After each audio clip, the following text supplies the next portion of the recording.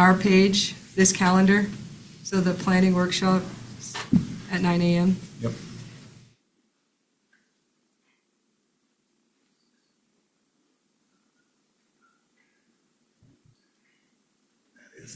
It's showing the different weeks. It is. Yeah.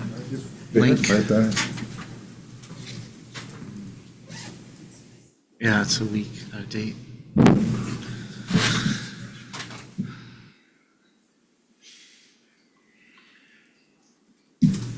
You guys never have technical difficulties at your hearings, right? How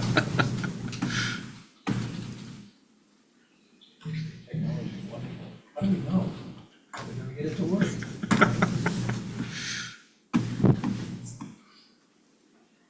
It's my best friend when it works, and my worst enemy when it doesn't. It's definitely a hot and cold. Are you handling all of the text, so are you texting a group of people too? Oh, no, they're all individually doing it. Oh, so that's what I was, I've only got a can I give couple you that some are like, names to I don't throw know, into like, it? Because some of them are new, haven't used Zoom before, so it's like, I don't know what's going on. But I know they're there. Is technology downstairs? Maybe we can ask them if they can come up and help with it.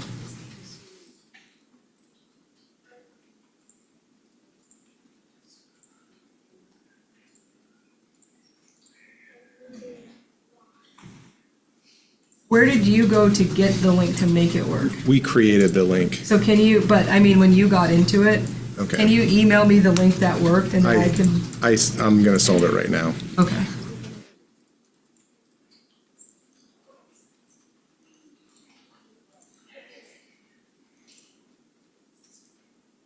That should work now. Okay.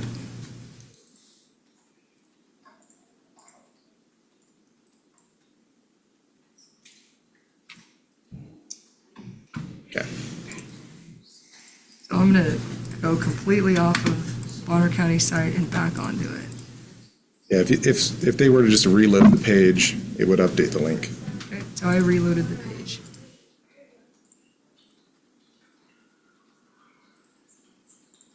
There you go. Okay, can you text it? Works now?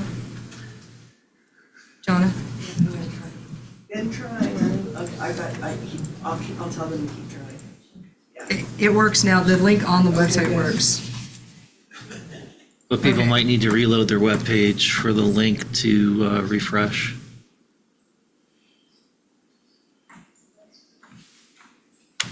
Okay. All right. So there are people that are not on that we're just on.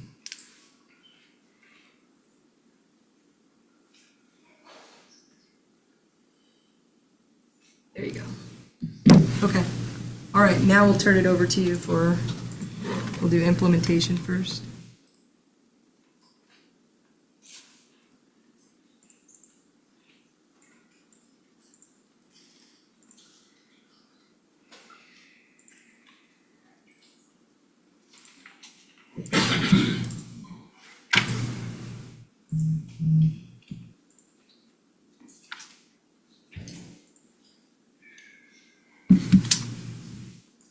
So where do you guys want to start? The land use component? Yes. Okay. So I don't have anything new to report. I know Commissioner Domke has requested he requested a report to be created. I don't think it's been shared with the whole board. It just got finalized yesterday. This is specifically around like non-conforming sizes and uses. So GIS put together a report for that. And it's currently scheduled for August 12th as a hearing date. The goal of this workshop would be to give the board an opportunity to craft any final changes you want to make to it before that hearing, or if the board needs more time, to direct staff to either modify that hearing date or come to the hearing with additional changes and continue it from that point in time. I believe this went to hearing May 24th or 25th. We had continued that to a date and time certain, after which we looked at the calendar and it didn't work for the board. So we had some tentative scheduled workshop, which also didn't work. So it got scheduled for today with a hearing date republished and renoticed for August 12th. So that's specific to file AM 7-24, which is the land use component update. to include the update to the land use map. So that's just my brief summary. I don't really have anything else to show. If you want me to look at the map or look at the component, I'm happy to present it. So the report that was just We got completed it. yesterday will be sent over?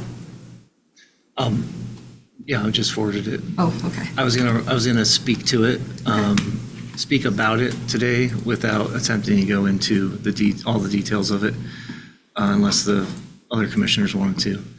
But I think it would be helpful if the proposed map and the current proposed land use designation document were just available to be brought up on the screen, so that as the commissioners are talking through items, we can bring up those references for everyone to see. Okay. I have the map. I presented some updates to the appendices and the graphs found in those at the hearing.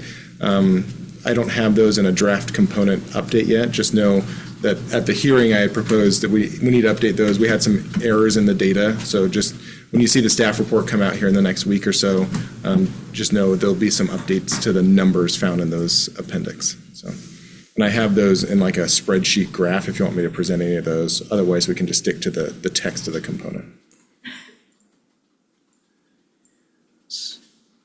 So if the rest of the board's amenable, what I could do is I have 4 items that I just wanted to highlight from a perspective for the rest of the board's consideration, and we can discuss that as much or as little as you'd like. And then obviously decide if you want to start with that or if you want to just start with public comment. How about we do with your highlights and then we discuss it and then we can go into public comment? Are you Okay. all right with that, Commissioner Korn? Sure. Yeah, we could keep it brief so that we can preserve time for public comment, but I just, based on my further review, I just wanted to offer my perspectives for the board's consideration. And as I'm doing that, if members of the Planning Commission have clarifications that they can offer about those questions or perspectives, I'm happy to hear those as part of this. So it's up to you guys how much or how little you'd like to offer. Do we have an extra mic to give it to the planning department? We just have that one there. Okay. All right, so we got to make sure we use I'm that. happy to give up my mic as well. All right. Jake, could you please just pull up the proposed land use component? The And text. go to, starting on page 15, the map designation descriptions.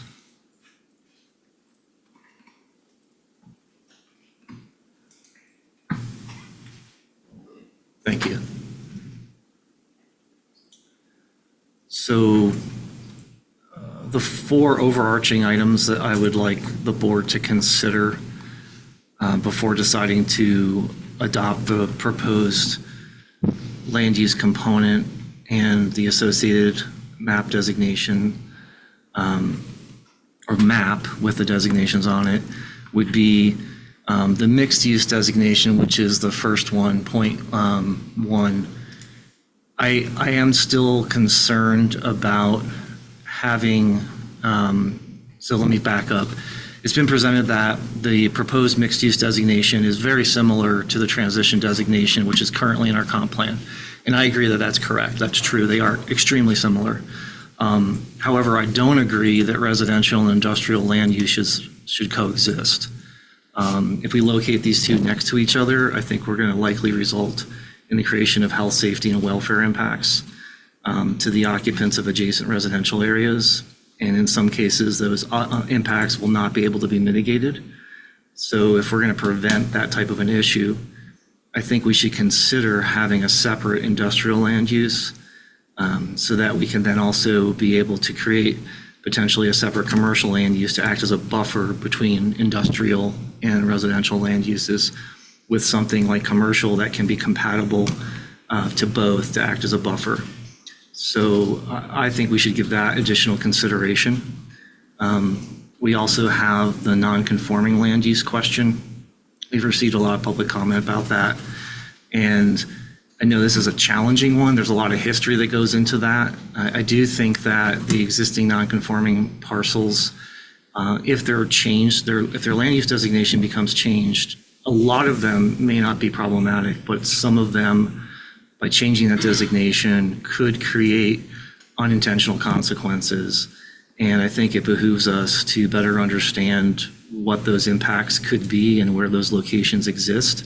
I did ask planning staff and GIS to provide a high-level evaluation of the number of potential non-conforming parcels. At a first review, their initial research shows that of our almost 36,000 parcels in the county currently, approximately 9,200 of those could be considered non-conforming.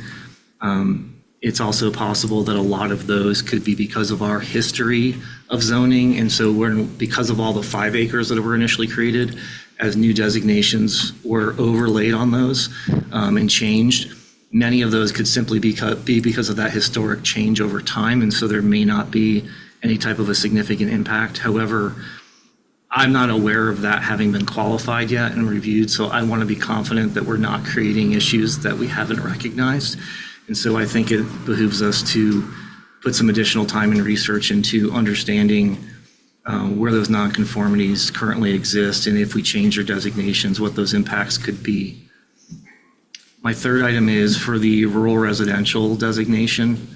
One of the descriptions states that rural residential development is acceptable in areas with multiple access routes. And then it goes on to continue to speak about applicable fire safety considerations. So, and this is where I'd love input from the Planning Commission if I'm misunderstanding the intent of that language. But when I read rural residential development is acceptable in areas with multiple access routes, to me that means at least 2 means of egress from a general location of those parcels. But then when I look at the proposed map, I find many areas where there's only a single road that serves numerous parcels in that area, and most of those roads are dead-end roads. And so I think we have an inconsistency of what the language is suggesting and what the map is showing. And we could look at, for example, the Clagstone area. There's, Jake, I'm asking you to jump back and forth, but could you pull up the proposed map, please? That's a big one in Clagstone. Yeah, and I think Clagstone's a great example because when we look at the proposed language and then we look at the proposed map, this one area shows, I think, 2 examples, an example where it would meet the criteria and then examples where I think it doesn't meet the criteria, but they have the same designation. So I think we need to either modify the language of the designation or we need to modify the map. But yeah, that's perfect, Jake. If you could zoom in, it'll show the roads. I think if we go 1 level higher, perfect. So if we look in the center, you can see that square, that quarter, you've got the red roadways that are being shown to the east and west, which feed into the white colored roadways. So that middle square, there are multiple means of ingress and egress to those parcels within that subdivision. And so in my opinion, based on the proposed definition of that rural residential, it would meet that criteria. But then when you look, for example, to the west of that, there are many similarly designated parcels on the map that have only a single access road into those parcels at dead end. And so there's not multiple means of ingress and egress to those parcels. And so I think we have inconsistency between those two that we need to figure out how to rectify. And then if we zoom out again, please, Director. And tell you what, could we go up to the northeast of the Selly Valley area and zoom it? Yeah, perfect. If you could drag it a little bit more to the east and a little bit to the south. Yeah, a little more east. You're really close. Perfect, right there. So this then is my 4th overarching item that I'd like us to consider.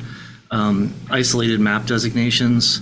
Some of the areas on the map contain land use designations that only a few parcels are different and from the surrounding area, creating islands of inconsistency within that area.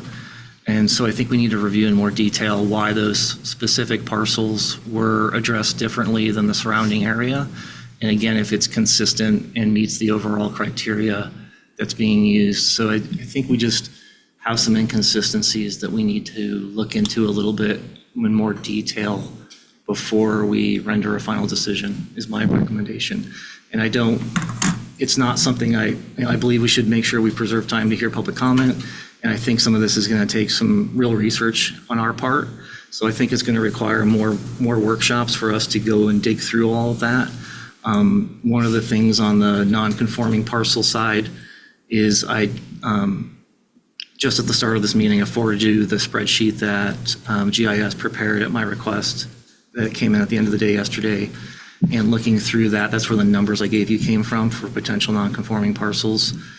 And like I said, there's additional filtering if that hasn't happened yet. There hasn't been time, but they could, if we gave them about 2 to 4 weeks, was their rough order of magnitude estimate, they could prepare a layer in the GIS map where we could turn on that layer and see those locations. And then we could use both the spreadsheet and the GIS map to do a more detailed review of that question, to look into that data and try to better understand what the circumstances are for those non-conformances and how it might impact the proposed maps. So those are things that I would like us to review in more detail, and that's going to take some time. I think the reality is we're talking a few more months of workshops to collect data, make requests, review and filter information, and come to final decisions. And I know, we were hoping to be more efficient perhaps, but I just think this is so important that I don't want to proceed without being able to answer these questions. I don't disagree. One of the things I would like to see is some definitions with examples on some of these categories. So for example, when you're looking at the definition of your rural residential, it talks about, it says low impact recreation. Well, what is the definition and what is an example of low impact? So that because if we did a good job of giving a definition of those types of terms, then when people are buying property, they know what to expect in that area. And in part, that's part of, I think, what creates some of the discontent in Bonner County is it's given a term that is open to interpretation that can be interpreted differently by different people on different boards. And so I think that also contributes to how the neighborhoods evolve and change, because it's not clear of what is low impact. And I've had this happen in Southwest Bonner County, the question of on some of the areas where we say low scale logging. And then but it's in a residential area, and then the neighbors say, well, this is going on from 6 a.m. until what makes it high? Because when we make these changes, we don't then go back and regulate what happens. There's nothing that we're doing, and so then the community calls us and says, well, you guys gave them this conditional use permit for this activity, but we don't think this qualifies as low impact. We think this is a high intensity use. I think we should have a definition of terms that allows people to know what we're saying clearly, and that I think that takes off a lot of the unknown that happens at the planning commission hearings, at the board hearings, and at the community level and the developer level, so we're all on the same page. And if you don't like the definition that's in that zone, then that's where that you can address it, because I think that creates a lot of problems in Bonner County. And in all of the definitions, I think they've done a good job of giving a definition, but there's terminology in there that allows for so much interpretation depending on which side of the coin you're on, that I think, and like you did, you bought the dictionary, I think that we need to use that in this with those definitions, because our code identifies what dictionary we're supposed to use, but we're not giving examples that tell you this is considered low impact recreation. So you should expect, if you buy here, to know that we're going to put that recreation law, and then the developer that wants that there knows, I know that I can do that here and I've met it. I think that's an important piece that we really haven't done. Commissioner Korn? I I would agree with everything you guys said, and I haven't thoroughly reviewed everything yet, so I'm looking forward to finishing that, but I agree. And definitions have always been a hang-up for us Yeah. on things, so. Yeah, I think the more we can define, it'll never be 100% complete, but the more terms that we know are critical terms that tend to become leveraged on making decisions, like Commissioner Williams is saying, I think if we can define what those are and then create a definition within the document so that we're not just relying on Merriam-Webster's 11th edition to try to figure it out, that would be a huge help, I think, for the governing bodies that are making decisions, and I think that would behoove us to do. If you guys are comfortable, I'd like to step back to the 4 major points that I raised. I had said that I would appreciate if the Planning Commission wanted to make any input on those, so I just want to pause again. So if you guys have anything you'd like to say with regard to those. Yeah, you can snatch that and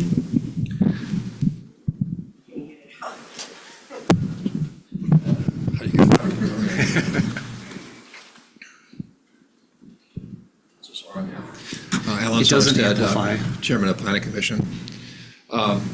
First, before I get into Brian's points, I think the commissioners need to make clear distinction between a comprehensive plan and zoning.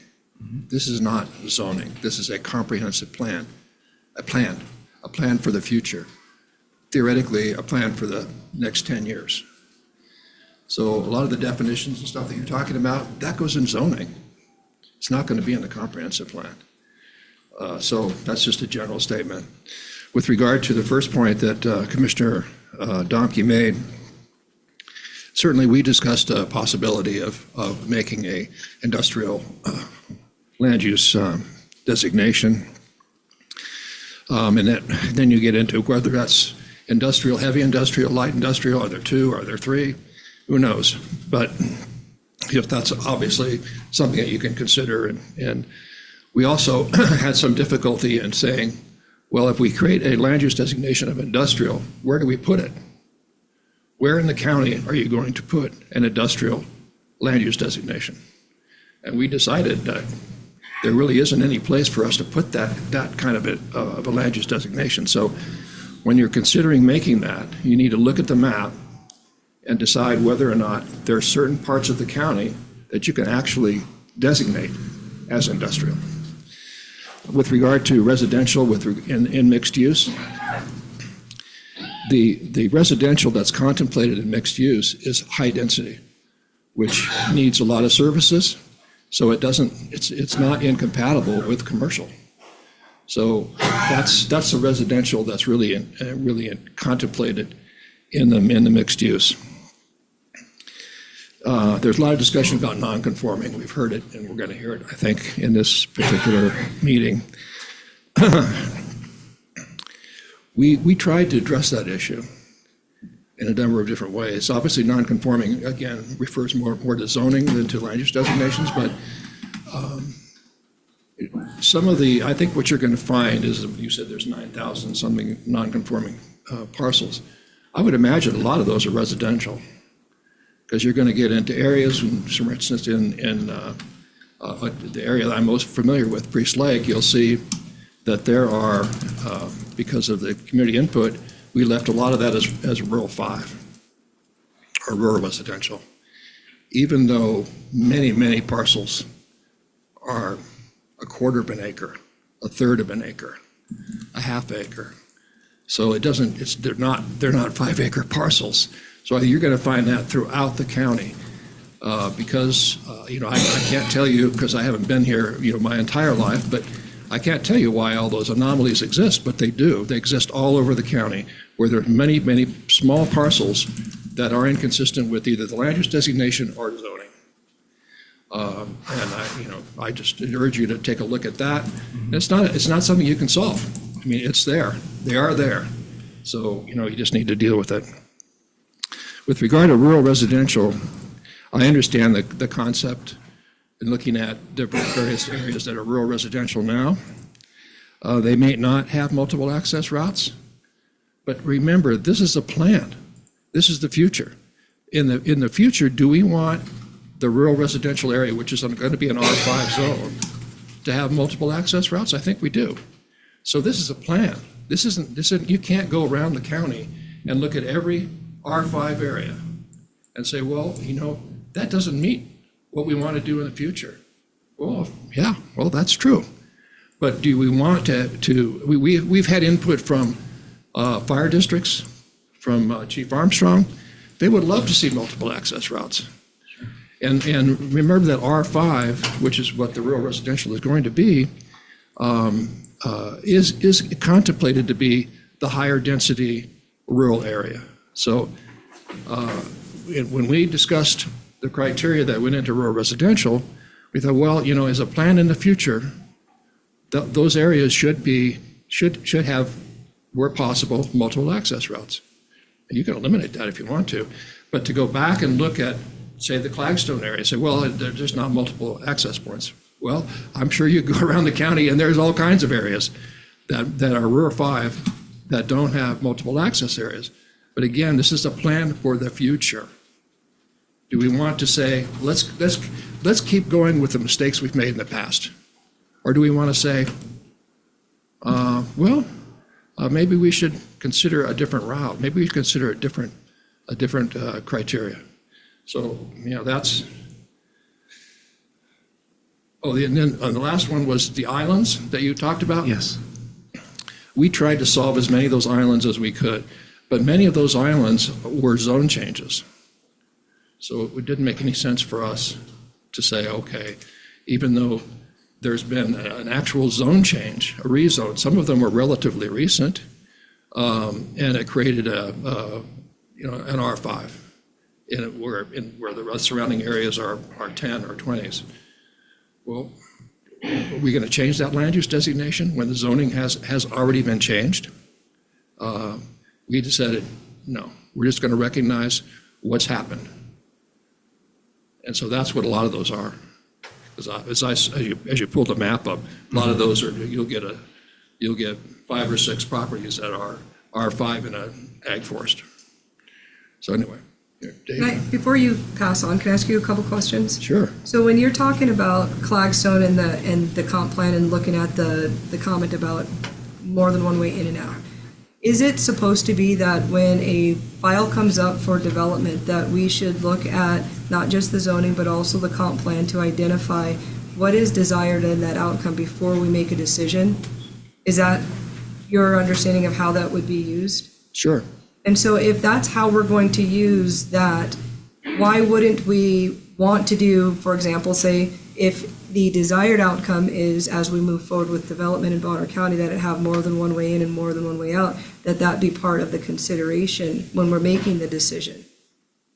And then my second one would be, if we're also using this kind of the comp plan, which is the vision, because I agree with you, it is the vision, but in order to have the vision, the comment about the definition of words, that helps to create a clearer vision, in my opinion, by defining what our vision is, because my interpretation of what it means to have dark skies is going to be very different, because I don't live by anybody, so my dark is dark, but somebody else's dark is not that dark. And so understanding what that means by way of having some glimpse of the terms that we use for our vision, having a definition, seems like that would do more of what you're saying in helping us plan the future so that we're consistent, because there would be a meeting of the minds of the terminology that we're using, because it can be interpreted very differently. And that's why I feel like that is exactly why we need that in the comp plan, because it helps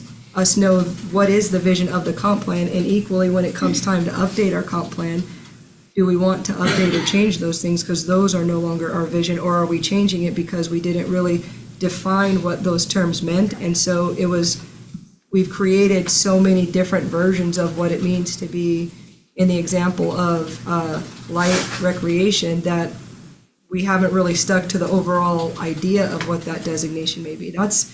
That feels like the definitions would help the comp plan and the vision of the county.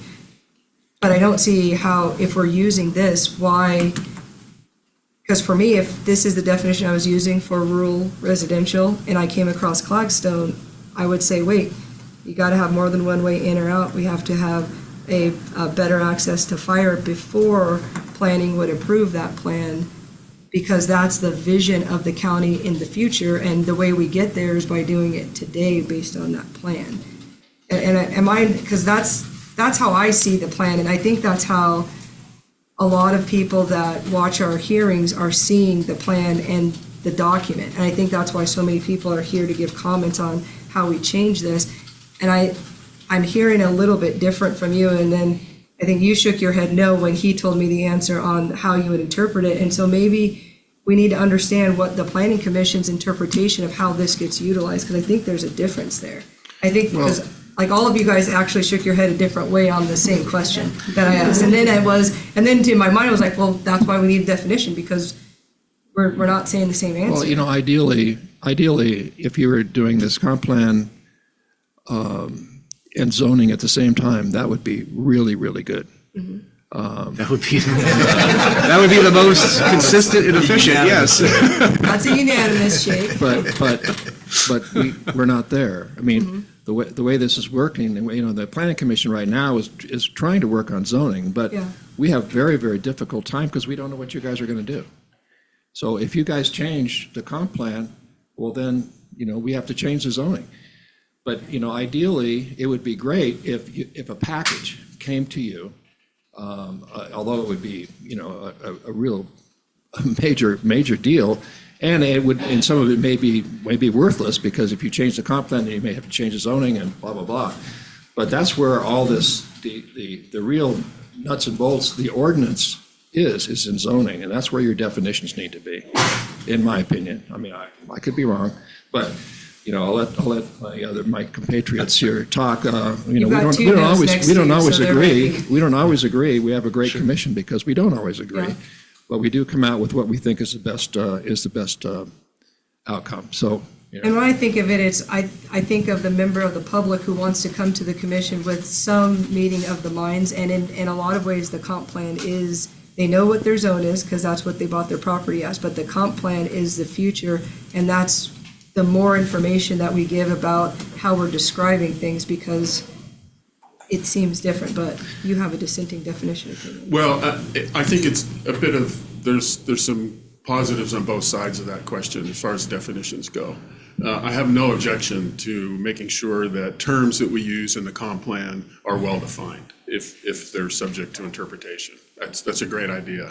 No objection to that. I also agree with Alan that at the end of the day, a lot of the real detail actually comes from the zoning and not the comp plan. By its very nature, the comp plan is general, strategic, forward-looking, words like that. But most of this kind of day-to-day decisions about what uses are going to be allowed in a certain area comes down to zoning and the Title 12 code, not the comp plan. So the other thing I would just caution you is, if we get too far down the road of putting a lot of detail in the comp plan, that may be the same kind of detail ends up having to be in the code. Once we get the code done, then you either have a maintenance problem of ensuring that language always remains consistent through time, or you have a problem with just conflicting language, which historically that's been an issue for us, I think. So I'm a fan of defining things once where they really need to be, and putting the good definition there, but only do it in one place rather than having it I twice. don't disagree, and I think not overusing terms that don't need to be there, that can come up with light in this area is different in light in that area, but there is a definition of what light means. The thing that I know the public feels is the comp plan is the anchor for the public. It's their input of the different, that's why the sub-area plans were done, was to get what is the public's vision. And in some ways, that guides, you know, we're going to have to address the zoning and the, you know, ordinances, but I think that's why the public is anchored into the comp plan as well, is because this is the vision of the public. It is, but at the end of the day, I would suggest they also need to be focused on the code. My observation.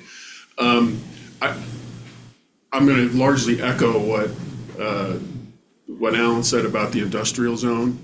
The challenge, I think, is defining not so much just where they are, but what are the criteria that you're going to define by which you would decide I'm going to put an industrial zone here or there. And I think that's going to be challenging because there's not going to be a lot of it, probably no matter what. I would also say, and I think I said this in our last workshop, I think if we do that, there's probably a need to draw, and this goes back to definitions, to draw a clearer distinction between a category that I'll just say, I'll call light industrial, and which I think is by and large kinds of uses that would be compatible in a commercial area, and heavy industrial, which I think of, the big lumber mills and things like that, which they're obviously different. And I'm not sure we clearly, we don't draw that distinction clearly enough right now. And by having an industrial zone, if we left those definitions the same, you'd exclude a lot of things that I think actually could be in other places. So just beware of that if you head down that road. As far as the multiple ingress egress, I'll be frank, we did not go around the county on the map and look at all the R5 areas and say, do they have multiple ingress egress routes? That was mostly a forward-thinking requirement that we put in the definition of rural residential. And it's more of a going forward, if you're going to try to create more rural residential, you got to make sure it has multiple ingress egress routes. I actually think, I'm not sure why almost we should have multiple ingress egress routes everywhere in an ideal world, but I know that's challenging the way the county is laid out. So that's what we did. This comes back now to me to a philosophical point. Are you going to draw the land use designation map based on what exists? Because if you do that, if you go around and take these rural, like the Clagstone examples, and say, there's not multiple ingress egress, so I assume then you would suggest we need to make that ag forest. Well, that's an example of assigning land use designations based on what's there.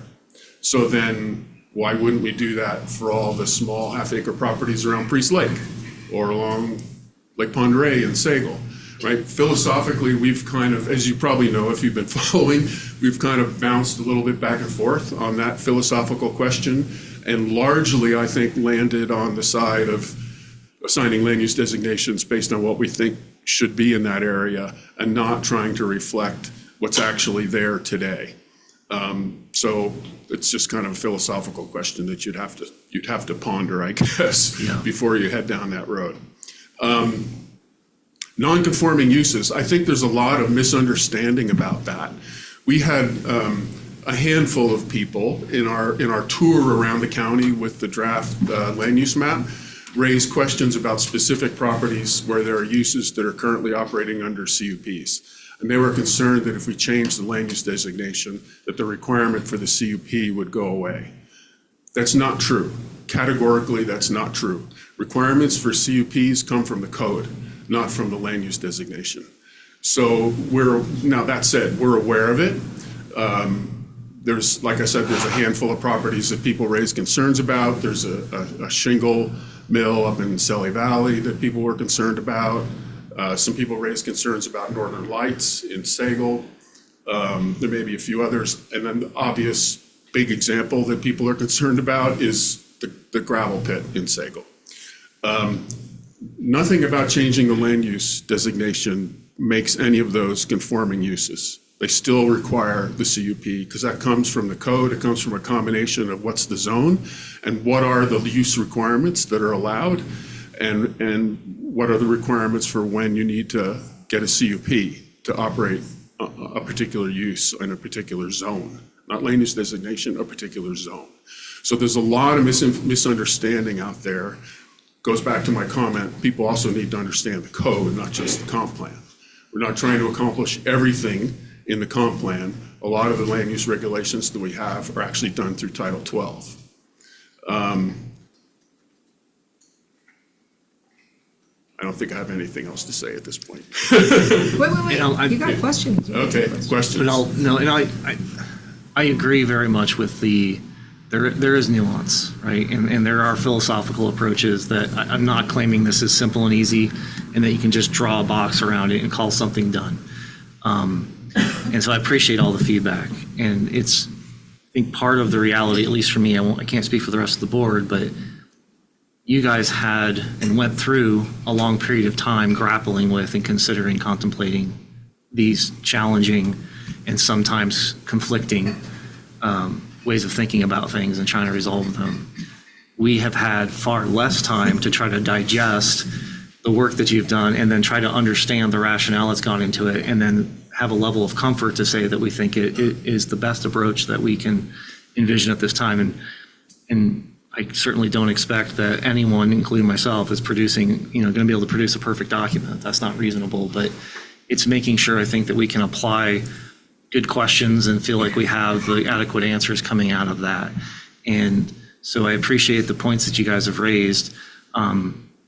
And I agree that in an ideal world, we would be able to build the comp plan and all of the actual Title 12 zoning aspects simultaneously so that they're really integral, and that we've avoided some of the potential conflicts that we have to resolve later.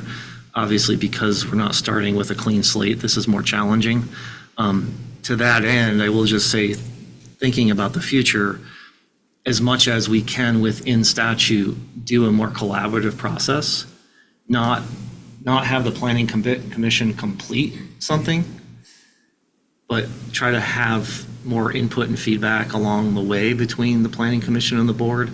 I think the more productive that can be, so that the board can ask questions and offer input that the planning commission can consider, and it may alter some of the thinking so that there's more of an alignment at the end of the process, so that when the planning commission makes a recommendation to the board's been along for the ride well enough, integrated enough, that their level of comfort and understanding and knowledge about the process that's led to the recommendation makes it much more efficient for them to adopt whatever becomes recommended.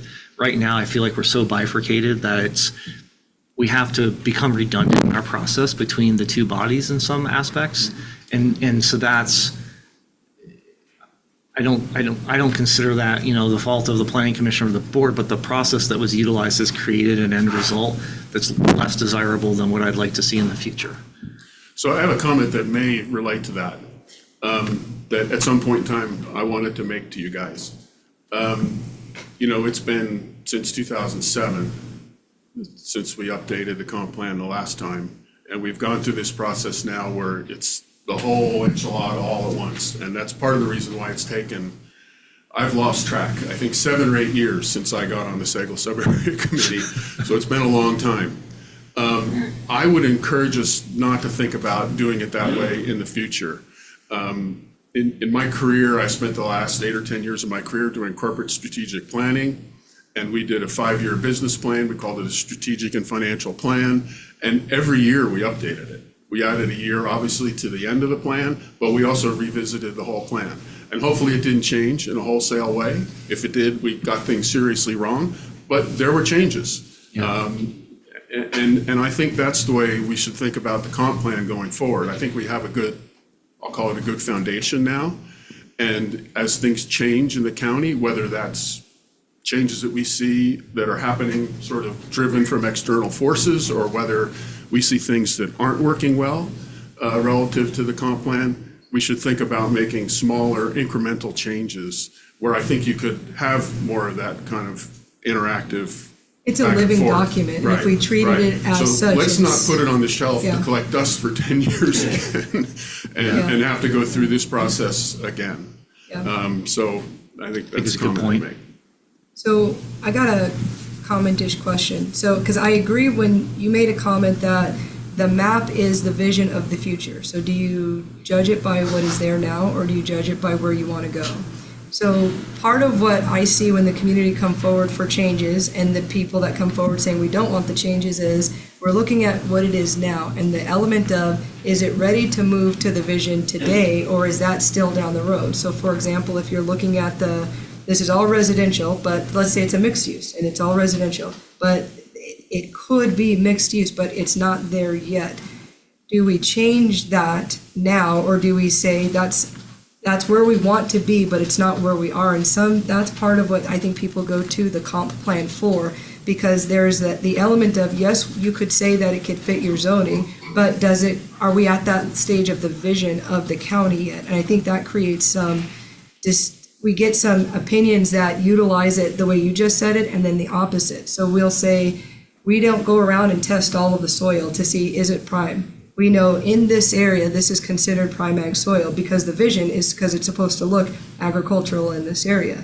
But then on a file, we come in and say, well, we tested that one, and that one doesn't have it, therefore we're gonna change it. And then the group around it say, well, this is agricultural, and yes, there's prime ag around it, and it's the vision of the area should be there. So sometimes we say the vision, and sometimes we don't say the vision, and I think that inconsistency happens in part the way that Commissioner Domke is describing it. How do we fix that so that it doesn't, so that, because in some ways, I feel like it should feel like people already know what they're going to get. It's just technically going through the process because our code is good and our plan is good, and they know that they spent their money knowing what they're going to get, versus we haven't, as of the last few hearings, we've been opposite of interpretation of how do you apply not just the code, but also the definitions of what's in our current comp plan. And that's the vision. But we're all trying to do the same vision with addressing, there's an element of the today that comes in. And that's where I think updating it more frequently is a necessary component of this, and not waiting until the problem compounds where you've got so many changes that have happened and people get irritated and frustrated with the county and planning, that's the reason we updated, versus we're moving in the direction of our plan. We need to start making that reflect that. But how do we have a more meeting of the minds of today's vision versus the future vision when we haven't technically moved there, but we zoned it with where we want to be? Because I see the argument for doing it that way because it's a living document. But the person who lives residential, who has that change happen, says, we're not ready for that change. We're still residential. We're still larger parcels. That change will upset, and then the board has to say, I'm not supposed to make a change that positively impacts one landowner at the expense of the other landowners. And I have to consider other elements to that change, not just that someone wants the change. And I think, that's a hard problem to solve. And I think the county has created it by doing them separately. The zoning is being done separately than the comp plan, but how do we apply it once you pass this? Are we saying the vision of yesteryear? Because we bring up the map in these staff meetings and we look at the map and staff says, well, everywhere around it is 5 acres. And so then it feels like, well, then it should still be 5 acres. We shouldn't be dropping it down because it doesn't look like what we want it to be in the future. So how do you? I'm not sure if I have an answer, but I'll give you one, and then I'll maybe let one of my other fellow commissioners comment.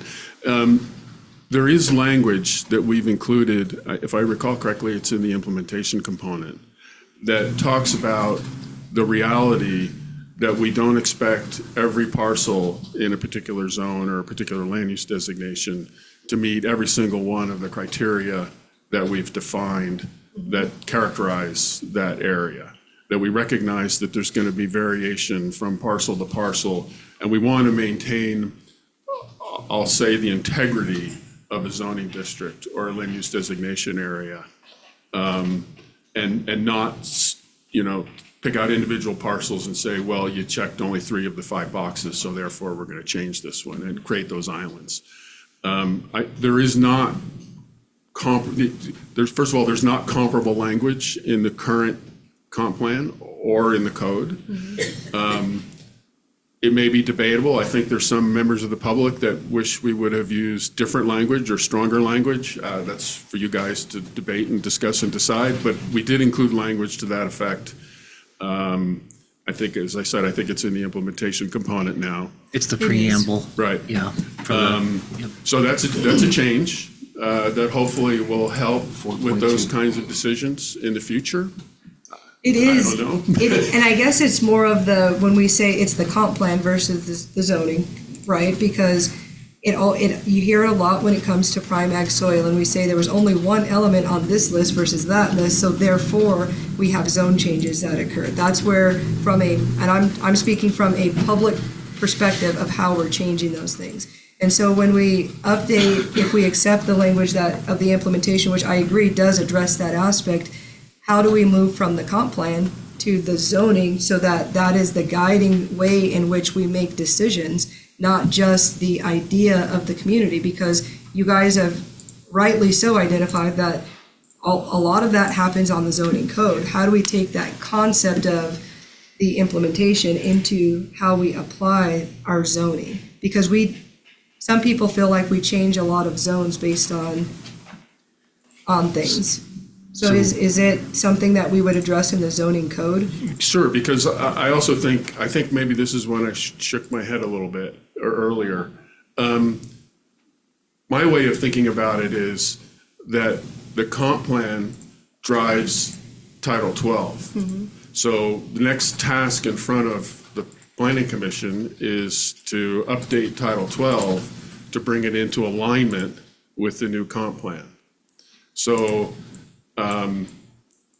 so that same concept that we were just talking about, of we want to maintain the integrity of zoning districts and not single out individual parcels because they may not check all 5 boxes or what have you, that needs to be reflected in the zoning code as well, so that when somebody down the line is faced with a question about making a zone change, they have that guidance in the zoning code as well. And I would also say, you know, and you probably are aware of this, but we've stepped away from looking at soils I know. because we decided it was too ambiguous. We've stepped away from looking at slopes.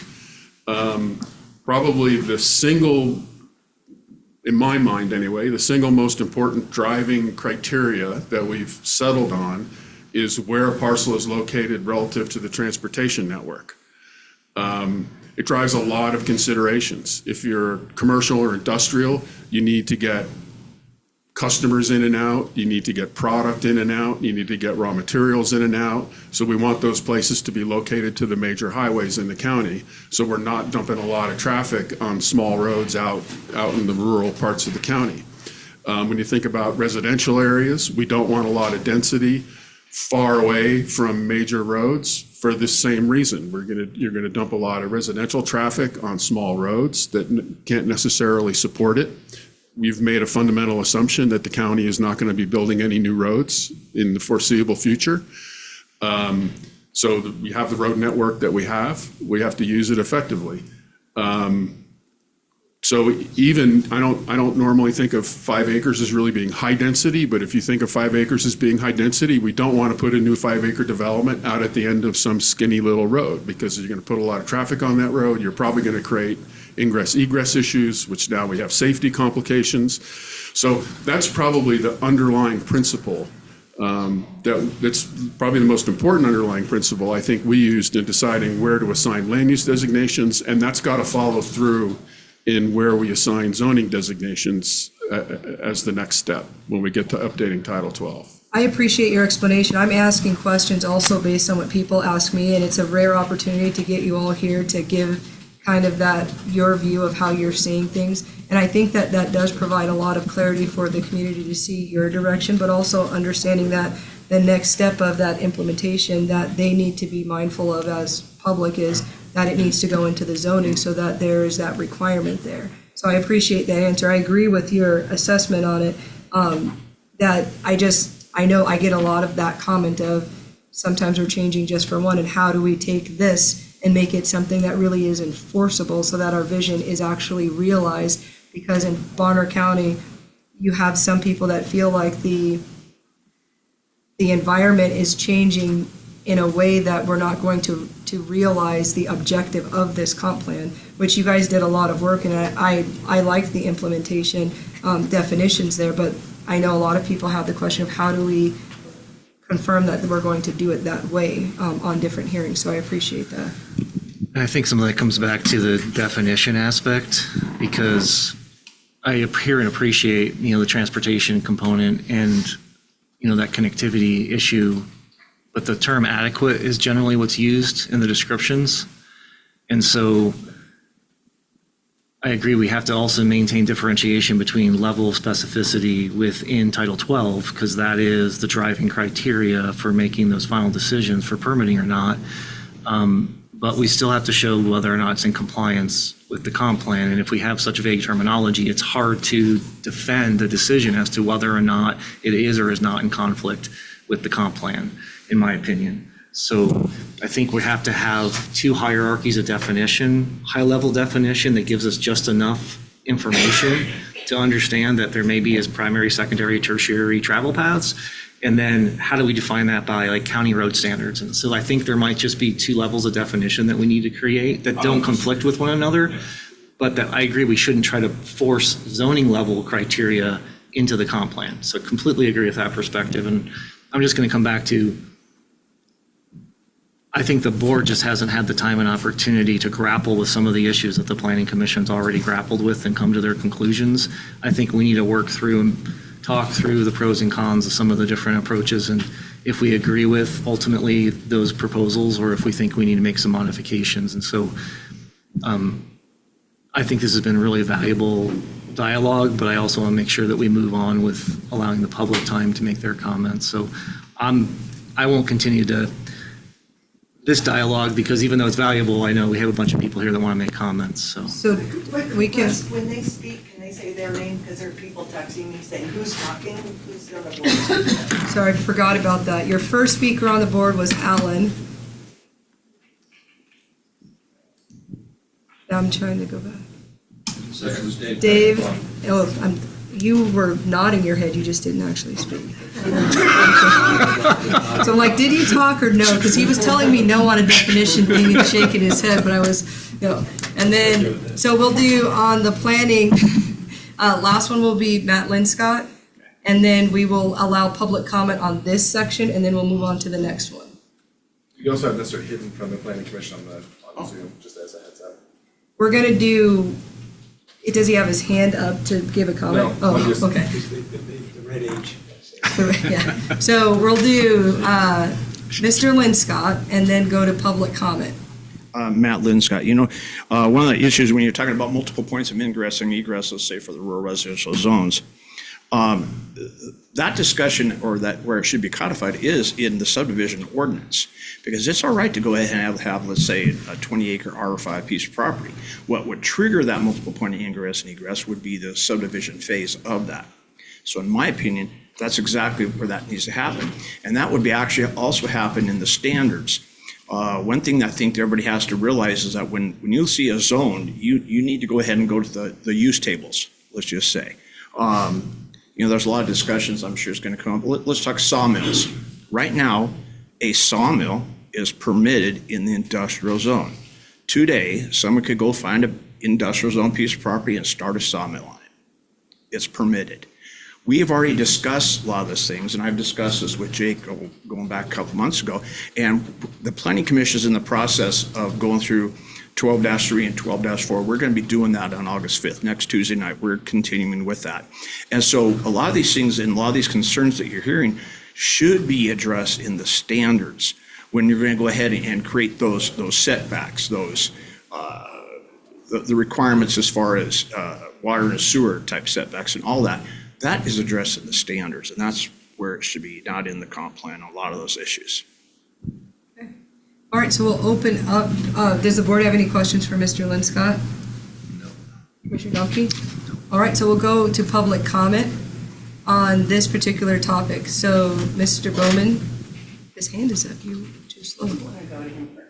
Yeah, I got in early. His hand has been up, so he's just been waiting. Well, So- just as soon as you mentioned public comment, I put it up. Anyway, good morning. Thank you, Dave Bowman here, Bonner County. Thanks to the Planning Commission. I would just like to comment on I'll try to keep it brief here, but I think it would be an awesome idea to have a glossary of terms to be put in the implementation component, or even have a separate component, but it would help. And it could be, as Commissioner Donkey said, kind of a higher level. And if in addressing the zoning code, there seems to be a conflict between the two, then address it at that time and fix it. But it would be very helpful, I think. With respect to the industrial, planning commissioners know I was there for a lot of that discussion about, and I was opposed to having industrial and residential high density both be in the same land use designation of mixed use. But it was brought up that the same thing that got said today, how would we know where to put those land use designations? And I had to concur with that assessment. It's really hard to say. You could say what criteria would be required, but how do you look at the map today? And really, the best way would be the planning commission or a subgroup from them go out and travel the county and find the right places and do it with the planning staff. But that's not how it got done. And so I ended up being convinced in the discussions was saying, okay, we leave them all together and that can be addressed at zoning. But something occurred to me today in listening to the discussion that you could, in fact, and definitely for sure, light industrial and commercial go well together or can. But you could, in fact, I believe, create a heavy industrial land use designation and figure out the criteria that it would have to meet. And then that does not mean necessarily that you have to go find places on the map today to assign to that land use designation. It could just be one that is available. And if someone wants to create an industrial use, well, then they could apply to have their parcel or parcels be redesignated to that. And if it all fit, you could do it. It doesn't mean they have to be put on the map today. So I would encourage you to consider that. The ingress and egress, I have to agree with Commissioner Frankenbach. I think it was him. And Songstad, that this is a future land use map. And so if you were to go around and redesignate R5 to ag forest, or sorry, rural residential ag forest, because it doesn't have multiples, well, now we're getting back into the non-conforming. And if you do that, you're starting to go down that rabbit hole, which I think is a huge mistake of picking parcel by parcel or subdivision by subdivision and saying, well, today's use doesn't fit where we want to go, so we're going to change it. But just leave it. Not, you could, it isn't really non-conforming, but you could kind of use that same logic, leave it that way and use it for your future land use. Also, with respect to Commissioner Frankenbach, absolutely, this thing should be looking at being reviewed annually. And the planning department should be taking input from the planning commission and or from individuals of things that are at issue, and they just keep a running list of things, and then once or twice a year to have a workshop and see what comes of it and address things that need to be updated, either that they were overlooked the first time around or that conditions on the ground have changed and they need to be addressed. So at least once a year with input throughout the year. And then the last thing, Commissioner Williams, when you were referring to the soils and slopes and having individual parcels, and we all know what has happened there. And thank you to the Planning Commission for addressing that in the land use component. You did a great job with it and in the implementation, so that's a good thing, but we got the code caught up. Remember, that goes back to 2 boards ago, where the code was deliberately changed to allow those things. They took away the necessary component because we were having issues with that. And they put it in the code to use the description of the parcels. The purpose statement, in other words, is not supposed to be regulated from, and they rewrote the code to say we will regulate from this. So that's the first thing that should be undone. And if you undo that, that problem is solved. Okay. And that could be done very quickly. I think discrete from the overall chapter 3 things that are being looked at. That's one that could be done right away. Just put the code back to the way that it used to be before 2 boards ago. They quote unquote fixed it. And that would solve that problem tomorrow. So that's all I have. Thanks for your time. Thank you. I'm going to go to the next person, but I'm going to tell you guys, I want you guys to mind the clock since this is a workshop. We've got until noon, and the big one that you guys want to talk about is up next, okay? So Teresa Heisner. Could I interrupt? When we're on Zoom here and we're speaking, we can't see the clock.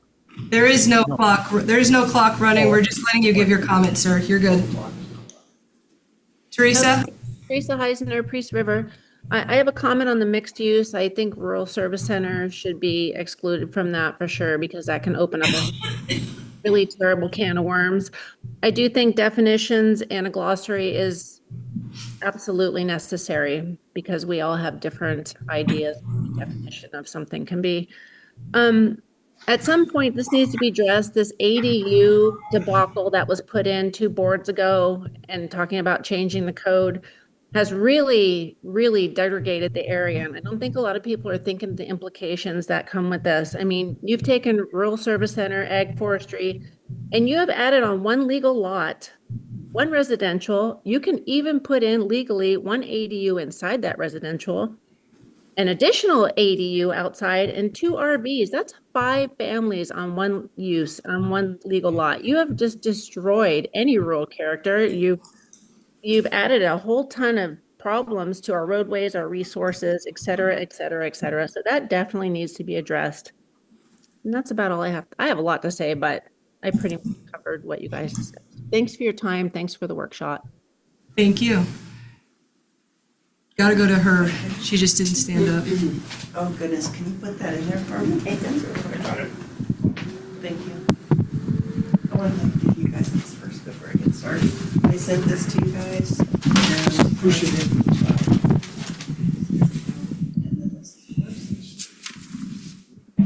Didn't you emailed this, right? Yes. Okay. First of all, whether it's What's your changing. name? Your name. Oh, John Plant, I just had You several. just told us we need to. First of all, the non-conforming laws of protection have been used a lot for the Linscott pit. And I know that you're talking about switching it to mixed use, and that's what I wanted to discuss. These laws are set originally, when you get the non-conforming laws, to protect the business owners so they won't be closed down. So when a zoning changes, that's to protect them so they can continue all the way through. We would like the protection to continue now for growth. Now, you can say that this is for the future. Yes, I want to point out how much they've grown in the future. And if you look at the forms that I gave you from 1981 to 2020, in that is a folder that discusses that they've outgrown by 500% to what was allowed here.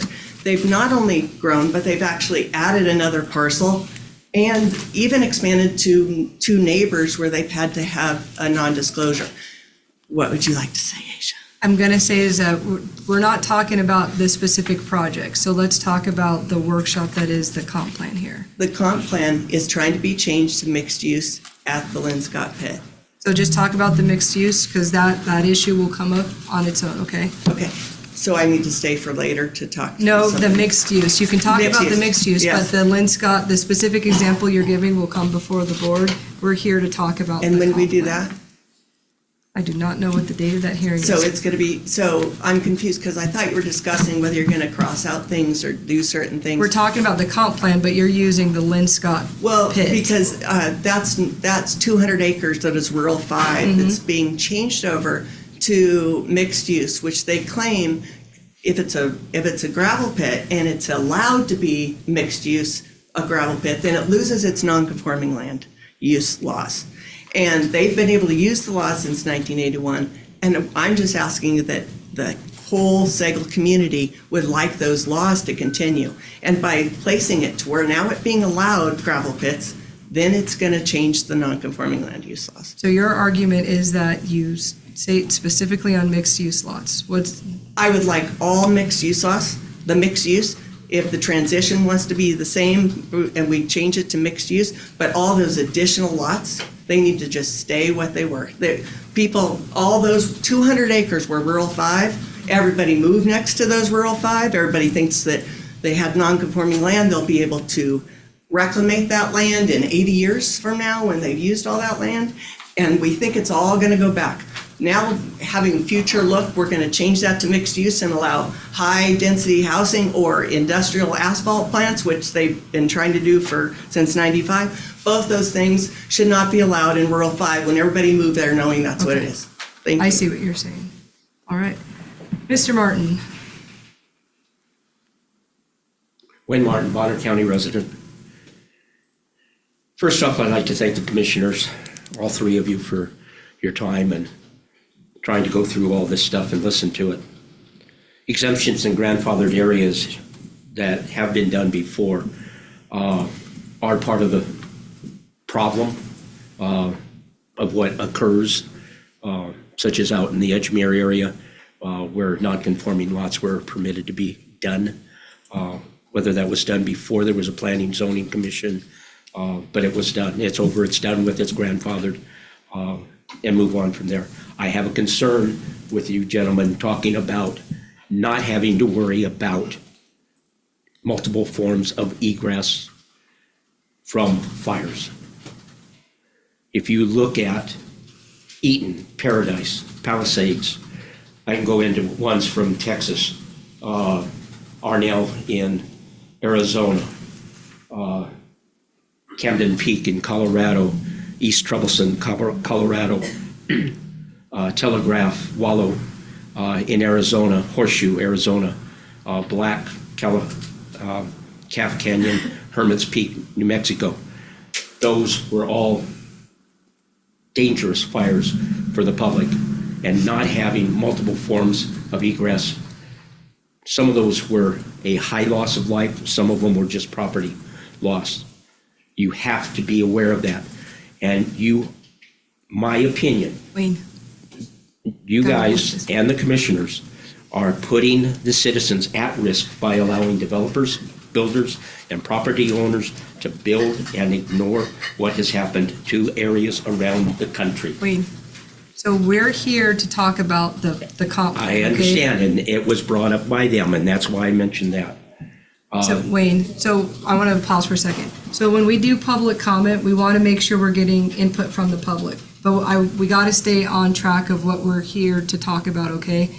And I understand that the comment was made about the 1 or 2 points, but direct it at the board, okay? Don't direct it at the individuals. Subcommittee work was ended before all areas had been able to go over their work, and it does not seem that the Planning Commission has listened or read what was put forth. They definitely did not call people in to have input that were on those groups. Industrial land use, commercial land use, impact on adjacent residential areas do need to be considered, whether they're considered rural, urban, or suburban.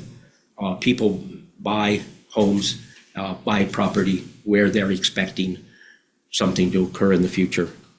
As I mentioned Tuesday, I do believe that there should be a moratorium on building at this time. The commissioners should request that the emergency services, EMS, fire, LEOs, schools, utilities submit written reports for their concerns, needs, the equipment, staffing, facilities, in order to provide adequate, timely response or the ability to handle the increased density of the county. Because people do come out here, and unfortunately, many of them come from large areas and see 3-5 minute response times, and in some areas, it's going to be 20 minutes or more. Thank you. Thank you. Yes, ma'am. Susan Drumheller, Sagal, Idaho. Thanks for holding this workshop, and I want to express my appreciation for all the work that the Planning Commission has done on this. I know it's been very difficult, and they've spent untold hours working on it. And overall, I think a lot of this is really great. I wanted to support what Dave Frankenbach was saying about the multiple,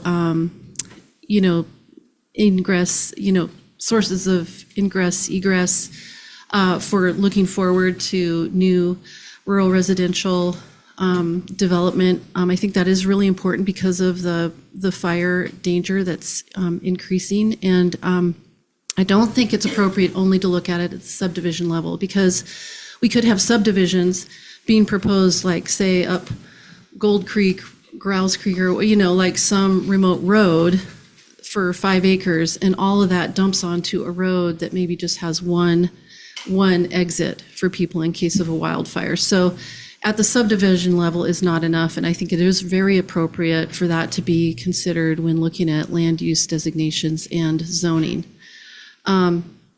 And so as far as being forward-looking, again, I think that relates to the non-conforming use question. I appreciate that the map was changed to just leave those non-conforming uses. I do think that those islands those little bits of rural residential, if they're already zoned 5-acre parcels, I understand why they went ahead and made those land use designation of rural residential. However, I think you could just make that whole area ag forest and leave those as non-conforming uses. And that way, you don't have somebody in the future who lives next door to one of those areas saying, well, hey, we've got 5 acres over here. Why don't we just get a comp plan amendment and change this 20 acres over here and do a MLD or a, short plat or something and turn it into 5 acres. And I feel that domino effect has been happening a lot in this county, and that has been the rationale for a lot of people to get that changed. So I do think it makes sense to just, make those areas consistent with the larger land use designation in the area and leave those as non-conforming. It doesn't hurt anybody. They're still legal.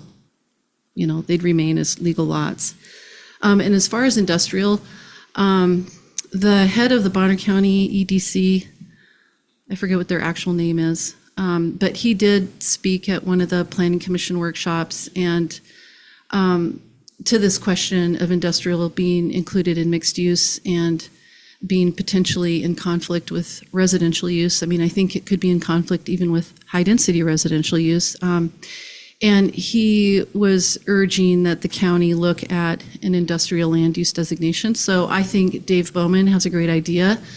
Work on some language for a land use designation. You don't have to put it on the map right now, but bring in folks like Brent Baker with the EDC and maybe other folks in the community who might be able to help, take a look at where are appropriate locations where we could have an industrial land use area and, maybe have 2 zones for light and heavy, whatever, industrial use, but bring in some other people in the community who have, some expertise in knowing what's needed for those areas, and then maybe later carve out an area on the map, go through the amendment process to do that.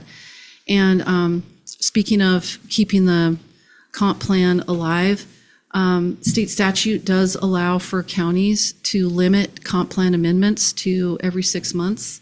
So I would encourage the county to adopt that schedule and, as was suggested, collect those things, those issues that come up, and every 6 months plan on, trying to address that and update the comp plan accordingly. And if people have, for instance, Schweitzer or Linscott's want to get, some change made to benefit their properties, then that's the time to bring up those proposals and as an amendment and go through the process of an amendment. That would be my suggestion. Thank you. Thank you. So we're going to go to Monica, and that'll be our last comment on this, and then go into the next component.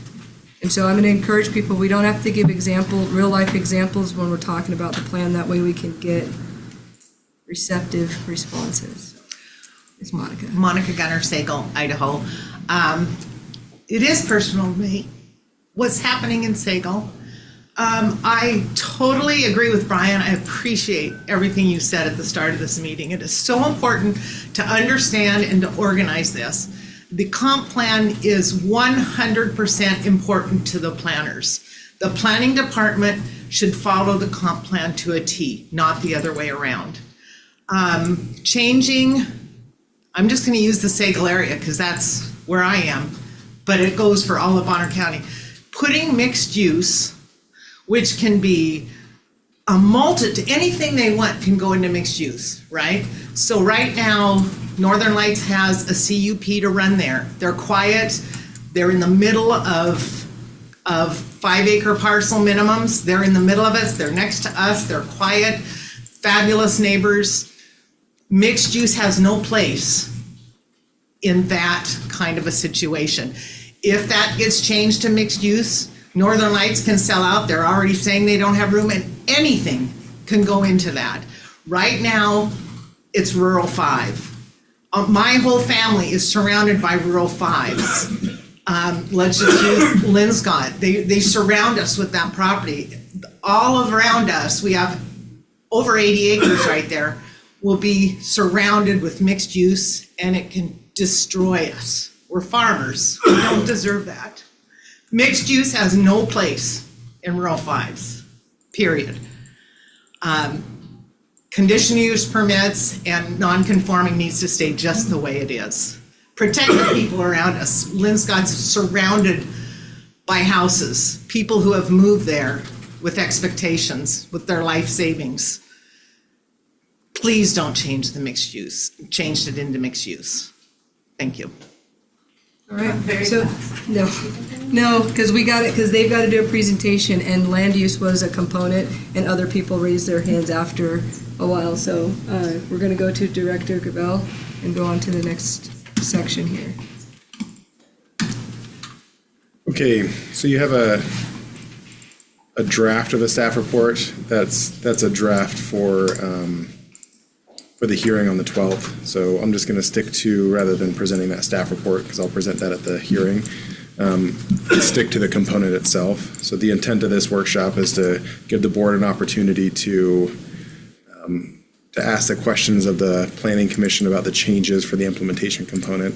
So to give you just a brief background and the workshops that have been held thus far, the Planning Commission took this back up. This was modified a couple of years ago at the start of this whole process with the idea that it would be modified and updated again at the end. So that's exactly what they've done. So recently they held workshops on April 1st, 15th, and 29th, followed by a hearing on June 3rd where they recommended unanimous approval of the proposed changes here. So the vast majority of these changes are expansions to the policies that are in the existing component. A lot of goals and objectives were switched to policies, given the light that policies are what's really governing, or what we are evaluating when looking at zone changes, amendments to the text of the land use ordinance, and conditional use permits. So that gives you kind of a brief background, and then again we have 5 members of the Planning Commission here to answer any of those questions. So, did I miss anything, gentlemen? It's about as a high-level overview.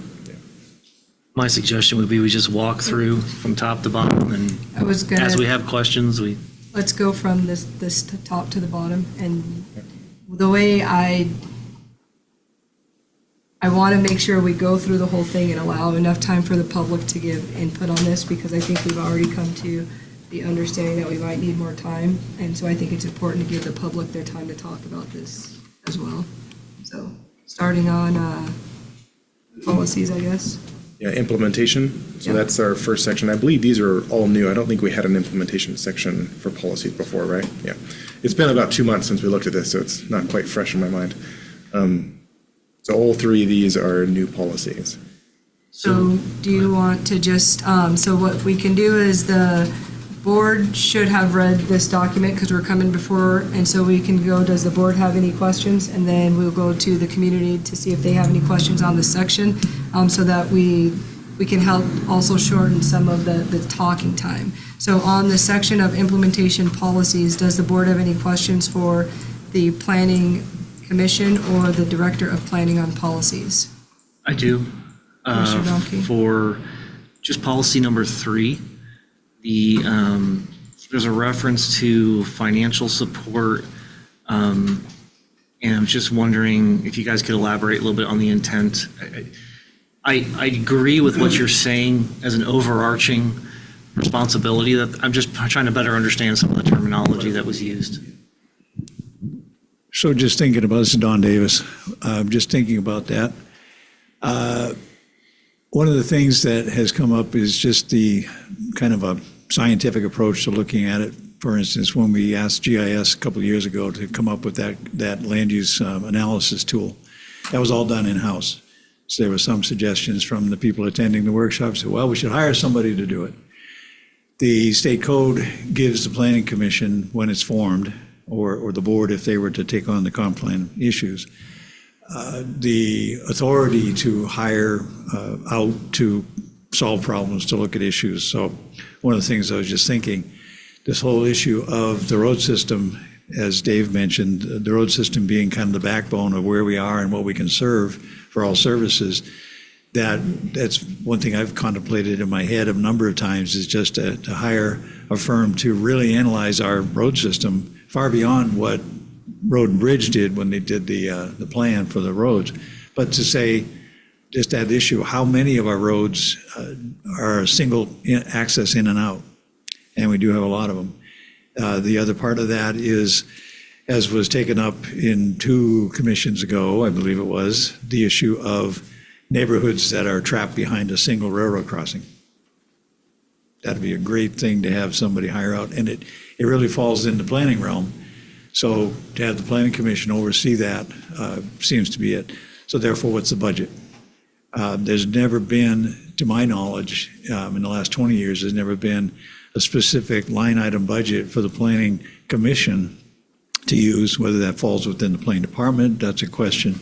But should there be just something in there that just says, here's money that the commission could use for a number of study purposes? I am actually agreeable. I interpreted that as a request that the county actually identify a line to address the need to continually improve the comp plan, which would be inclusive of being able to hire experts to bring in the data that the community is actually asking us for. And I think that that is something that the county should actually, we're coming out of budget, but I think that there should be a line item for this, because it's also, it's costly to not do it, because some of the things that we're dealing with litigation-wise that cost us are because we are trying to figure it out when the issue comes up versus having a plan in place that says we've evaluated the roads. And arguably, that using that example, if we were paying for that kind of an evaluation ahead of time, that same evaluation can be used to help the defensible argument of decisions that are made, because it's not done on a case-by-case. And I think that it also addresses some of the community question, because we had community members wanting, like the consultant of, there might be a time when the planners say, this is a question that we might want someone else to answer, that if we gave a budget that allowed for that, I think it's actually, we're spending the same amount of money or more through litigation versus preventive by having the plan in place. So I took that as a discussion of, should we be doing a line item in the planning department that then is allocated specifically for managing the comp plan? Just real briefly, I would relate it back to policy number 1. I don't think it's an amount of money that would be the same every year, or that would necessarily even have to be spent every year.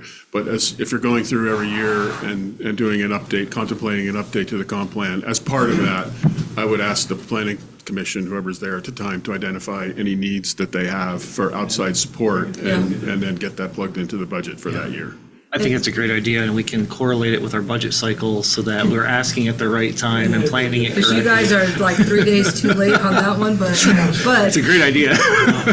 But I do think it would actually help keep the schedule of maintaining the comp plan annually, because you budgeted for whatever that looked like too. This is a growing issue. Don Davis. Don again. Growing issue statewide. Quick, jumping into history, the Land Use Planning Act was put in place in the 70s. It has not had a wholesale change since the 70s. And most of that code that was put in place borrowed a considerable amount from the California code, a lot of which was aimed at urban areas. So there's a lot of changes that need to be made. And I've challenged the Idaho chapter of American Planning Association to start the effort to do it. And it's fallen on deaf ears for the last 15 years. So it needs to be done, but that's part of it. So that also, because of that, the interest in the comprehensive plans around the state and the changes, there are a lot more consulting firms, engineering and planning consulting firms, that are really getting into it in Idaho. So I think we've got a good opportunity to work into some of that expertise. Any further board questions or comments on the implementation policies? All right, we'll go to public comment. Thank you. Susan Drumheller. Just hold on to it. This is Susan Drumheller again. So just to kind of segue from the last comment I made about limiting amendments to the comp plan to every 6 months, that's allowed under LUPA 67-6509-4. The practice of amending the comprehensive land use plan and map has been abused in the past by people seeking zone changes. Less than a decade ago, prior to the Planning and Zoning Commission being separated, the county began a streamlined process of hearing comp plan amendments and zone changes during the same hearing and making decisions simultaneously. Thankfully, that stopped with the separation between the Planning and Zoning Commissions. Even now, the zoning applications run on nearly a parallel timeline with the comp plan amendment application, with hearings scheduled at the BOCC level prior. Can I ask you about the policies, though? Yeah, I just think that it would be good to include that policy under this implementation piece, and I'm trying to give a background for it. So I'm recommending that you add a policy here to limit the number of comp plan amendments you get to every 6 months, or just keep it, or some statement that says comp plan amendments should be rare, because we made it a habit when anybody wanted a zone change to come in and apply for a comp plan amendment. It became a sort of an automatic piece, and they were being heard simultaneously there for a while. And it's being treated as routine in this county. And I think that in order to maintain the integrity of our comp plan, that shouldn't be the case. So I was trying to give the rationale for adding a policy here.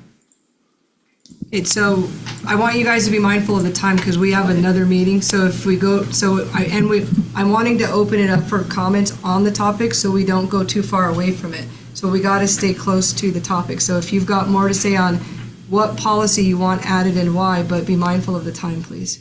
Yes, I recommend adding a policy here that limits the number of comp plan amendments that can occur. And I would suggest adopting the twice a year updates to the comp plan, and that's when people can bring forward comp plan amendments, not as a routine part of getting a zone change. So what I'm understanding you to say is that comp plan amendments should be addressed in terms of the comp plan, not individual requests on property, and that should be part of the implementation? Yes. Okay, thank you. Thank you. Wayne Martin?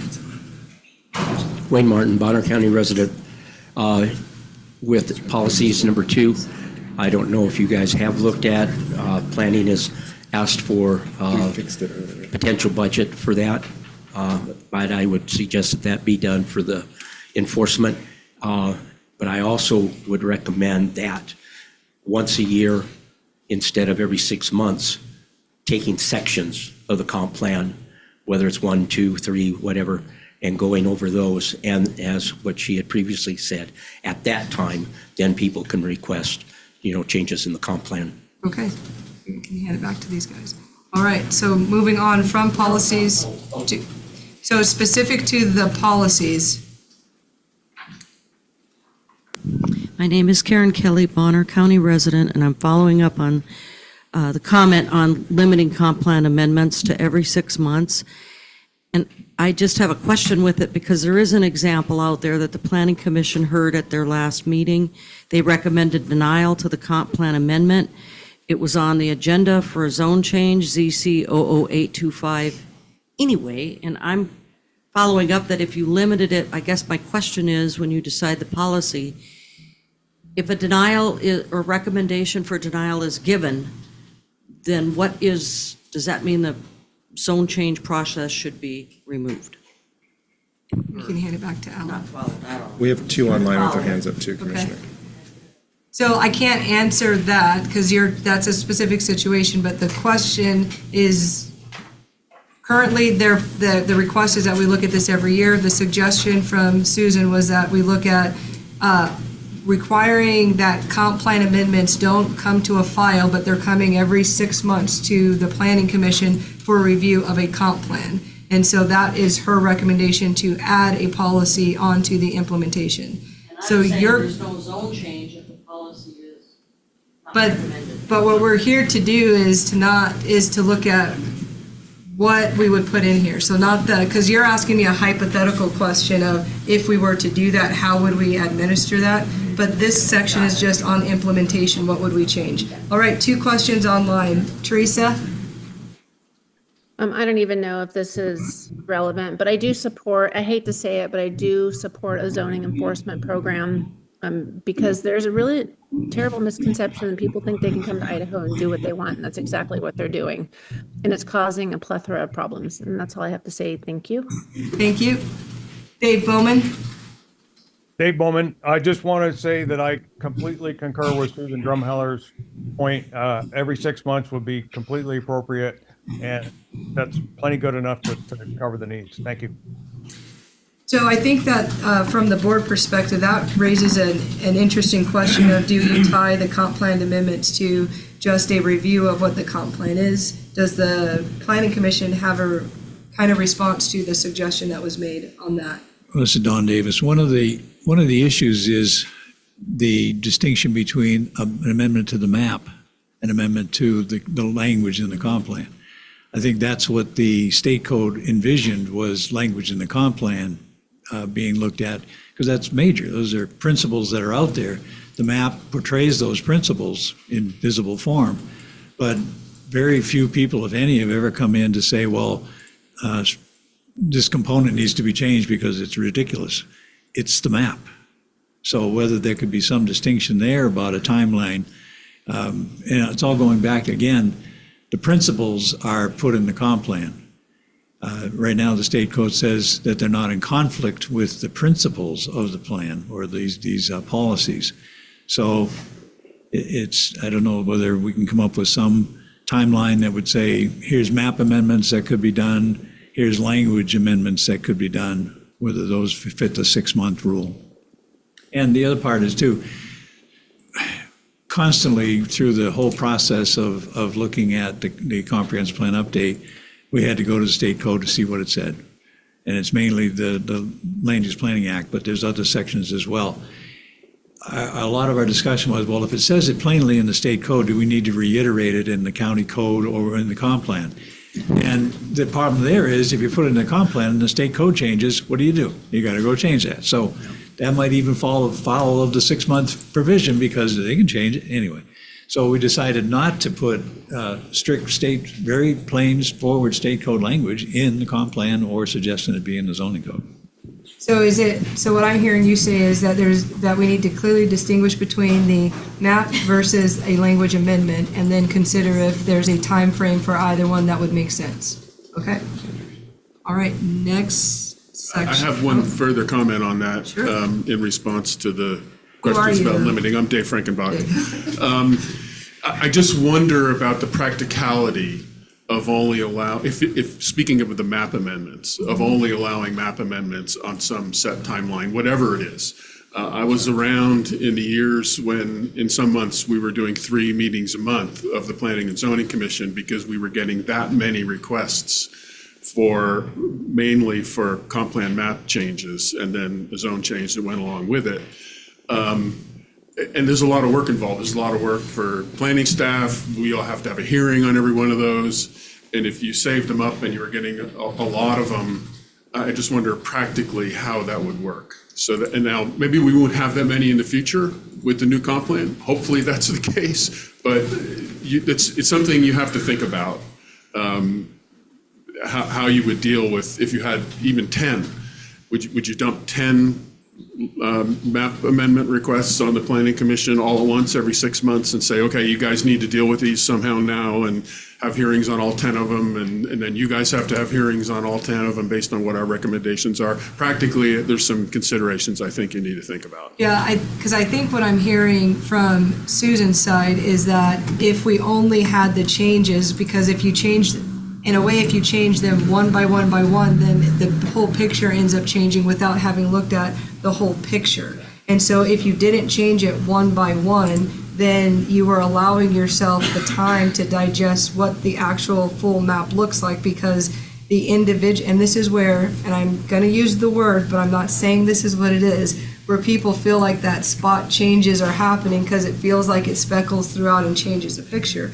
But equally, how do you address the fact that people don't have the right for the change, but they have the right for the request? So how do you manage the right to ask for the change versus when you actually make a change? But I see the argument that at a minimum, we should take a look at language change, map change, how much we do that.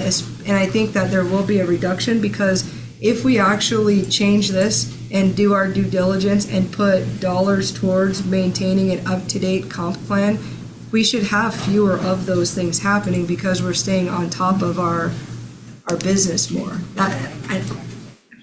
So, I don't know, but I see the question, I see Yeah. the value of looking at that. I agree. It's worth considering and trying to understand the implications, because I do think the language and map are separate, and I think that getting a bigger picture is valuable. No matter what time frame we might choose, we're never going to have the whole picture because it's happening over increments of time, and so there's a balance. We'd have to figure out what would be reasonable. I do want to go back, though, that we mentioned previously, or it was mentioned previously, under the proposed implementation component, section 4.2, proposed land use designations, the preamble of that is what was referenced that talks about it is not reasonable to expect that every parcel within a land use designation will conform to every detail of the geographic characteristics of the area as a whole. And there's some other language prior that is trying to move away from this idea that we are going to single out individual parcels in the middle of an area that's been designated. And so that should also significantly reduce the issue that we've seen historically. So I think we need to take that into account, because I think that language is trying to address a similar issue that's being expressed through a timing question. And And I so we think should consider all of those. They actually would complement each other, but I think that consideration has to be given on that. Yeah, we're not, since Alan Song said, we're not there yet with the land use, but we actually included something in there. It says, based upon the land use analysis, a sufficient number of residential parcels exist or could be created within the current zoning density. Therefore, modification of zoning to provide increased density should be rare. So that was our attempt at trying to say, look. And I think that matches a lot of the public sentiment on that. Okay. Thank you. Anything else, commissioners? On this All section. right, property rights. Policy 3 under goals and, I'm sorry, not policy, goals and objectives, item 3.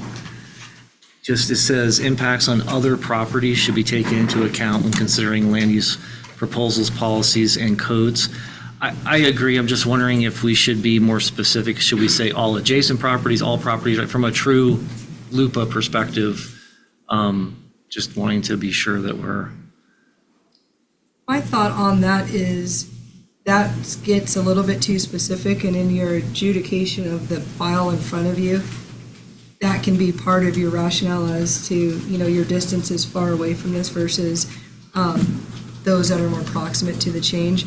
Because there can be times when a greater, like especially when you go back to traffic, that someone that may not have been close enough to receive a notice of a change, but would be impacted by a change, might come into consideration. So I think leaving it open to just properties is taking into effect, and that we, as the board and as the planning commission, have to consider the impact that's brought forward allows for that flexibility, because some people have expressed frustration that the 300, that's not far enough for what the impact is. And so without having to define, how do we say whether or not you're impacted or not, just saying impacts on other properties is generic Right. enough in. So multiple factors could be Yeah. considered by having a broader term.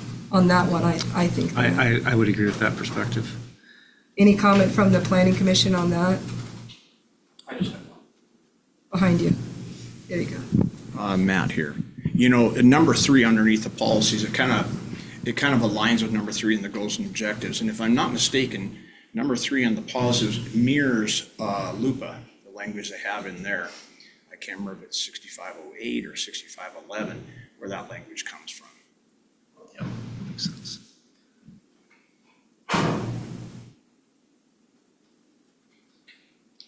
I wondered if, so as and maybe this isn't a board or a thing to put in implementation, but I think that the new process that we've been engaged in of the board when we're doing these hearings, of doing our form and going line by line, is beneficial for both sides to clearly see decision process.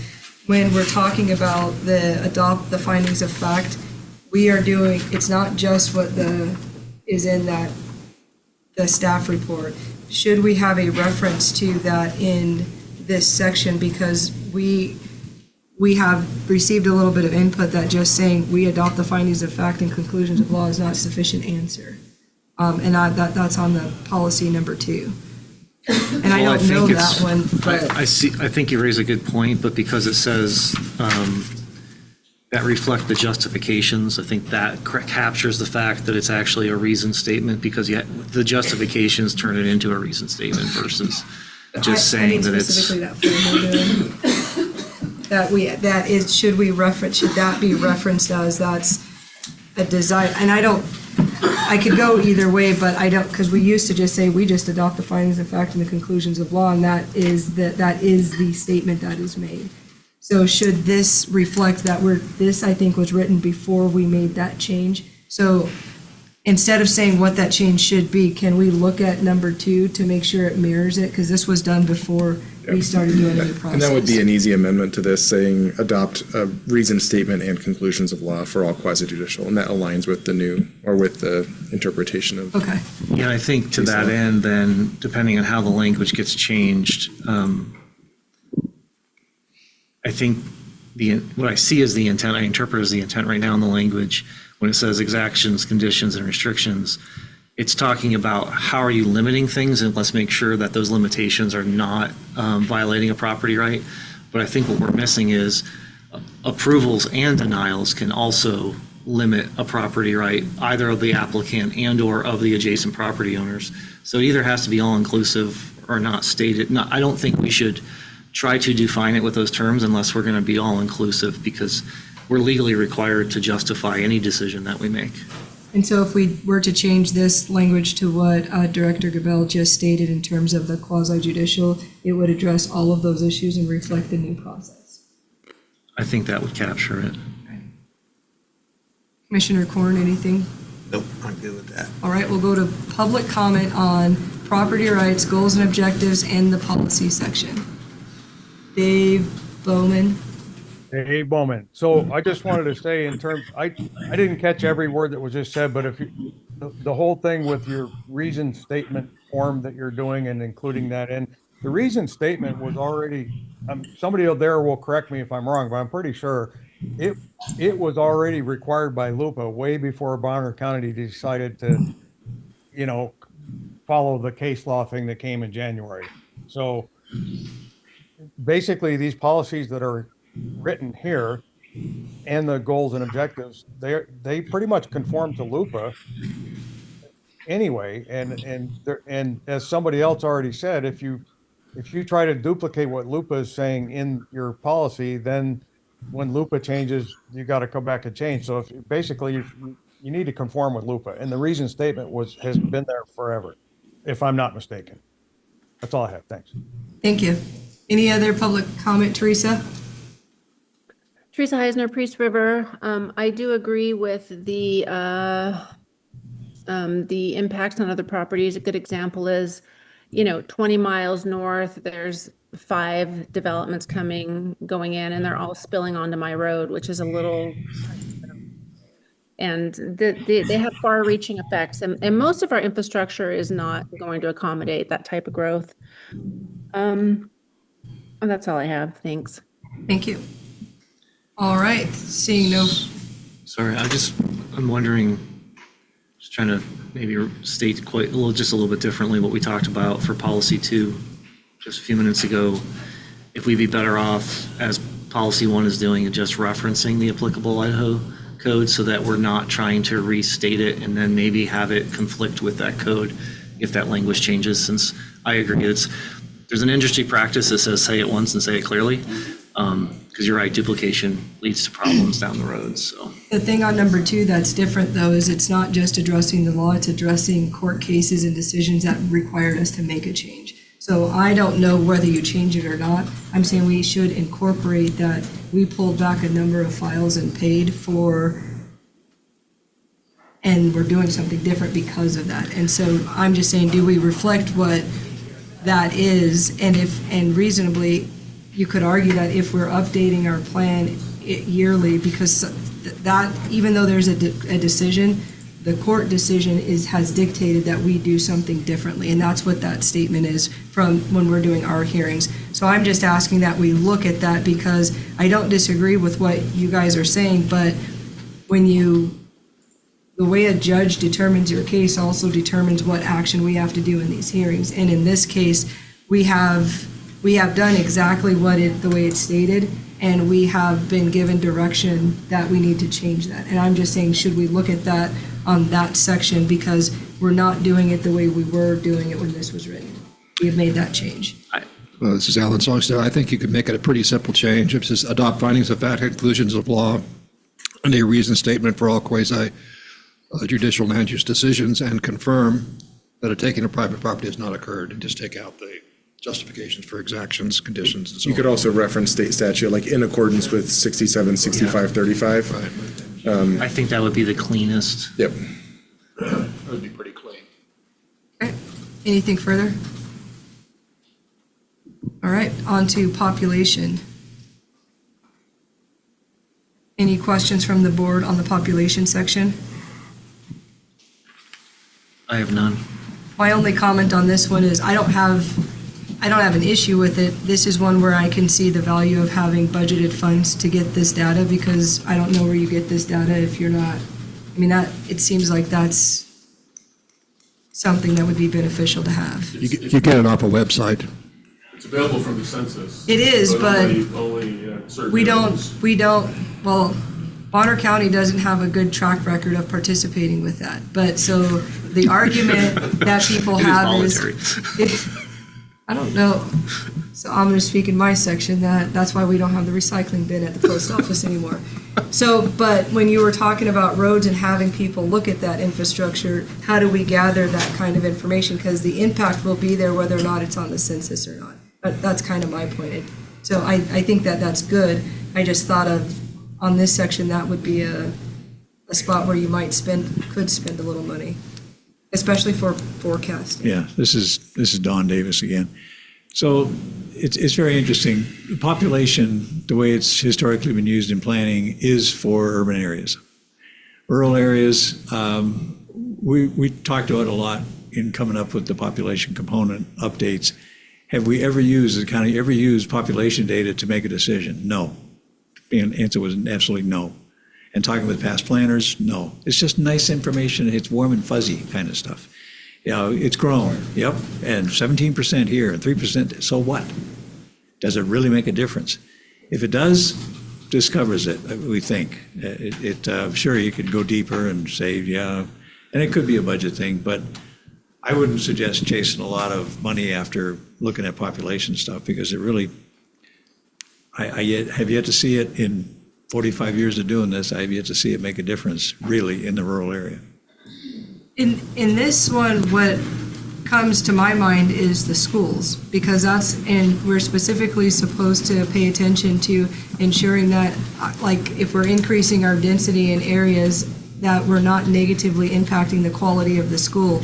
So you're saying that when we're looking at growth from a planning, that doesn't come into play in that regard? It certainly does, but let the school district do it. So The county has there's a rule though, because I was looking at that today, addressing a question or a comment from Dr. Myers. It specifically does tell us that we're not supposed to negatively impact, and I'm on the wrong computer, negatively impact. That's correct. Well, is the county going to determine what the impact on a school is, or is the school district? It's the same thing with all of our service providers. We have to go to them. If we want to become the population center of the county and the emergency, all of the things that the providers provide for us as a service, that's a major decision the county's going to have to make. So that's not how I thought that it was supposed to be implemented, though. I thought that that's our checks and balances of information as we're getting that from the schools, that we look to our population demographic to see if that's verified, because all we do is get a letter from the school. We don't, in this example, but. A deeper discussion needs to be held with the three school districts about that, because we went with them and talked with them. We had them come in and talk with us. And they don't have, in the same sense, forecasting. It's just whoever enrolls at the beginning of the year, they go to school, and we get money for that. But they don't even use the census data for forecasting. They So just then why don't. have the population section? That's right. That was a real good question. Well, I mean, because to me, I thought that this was part of, because we talk about density in a lot of areas. And so then why is it recommended to be here? Just stop handing. Is one thing, it was already in the comprehensive plan. If we took it out, there'd be what happened to the population? It's important. So we left it there. But also, it's just, the thought escaped me. Because if we're not going to use it, to me, then it shouldn't be there, because when I see it there, then I look at I want to know the objective data, and there are references throughout the comp plan of our population. Yeah, And we asked that, so. This is Alan Songstead again. I think actually we're kind of jumping ahead of the school facilities and transportation, which is the next component you're talking about. But the reason population is in there, it's required by 6508. And if you don't address each of the components in 6508, then your comp plan is defective, and any land use decisions you make are defective. So you have to address each and every component that's in 6508. We just don't have to implement it. We don't use any. The last section, it says all these components would be considered unless you have a reason why it shouldn't be. So for instance, the national electric corridors, that's a thing from the past. They don't need to be, so that's explained. So if we decided not to have a population component, we'd have to explain why. It's Well, and ineffective to or me, whatever. I use school as the example because that's where I see the comments come from in terms of the planning files. So my comment is just that it's an opportunity to get data, but if you guys are saying we don't really use it, it's just there so that we check the box that we put population there. So my perspective is that this should just be narrowed down to indicating that we do rely on the future planning of service agencies and entities, and that, we will try to be responsive with our county's responsibilities based on the future planning information that those agencies give us.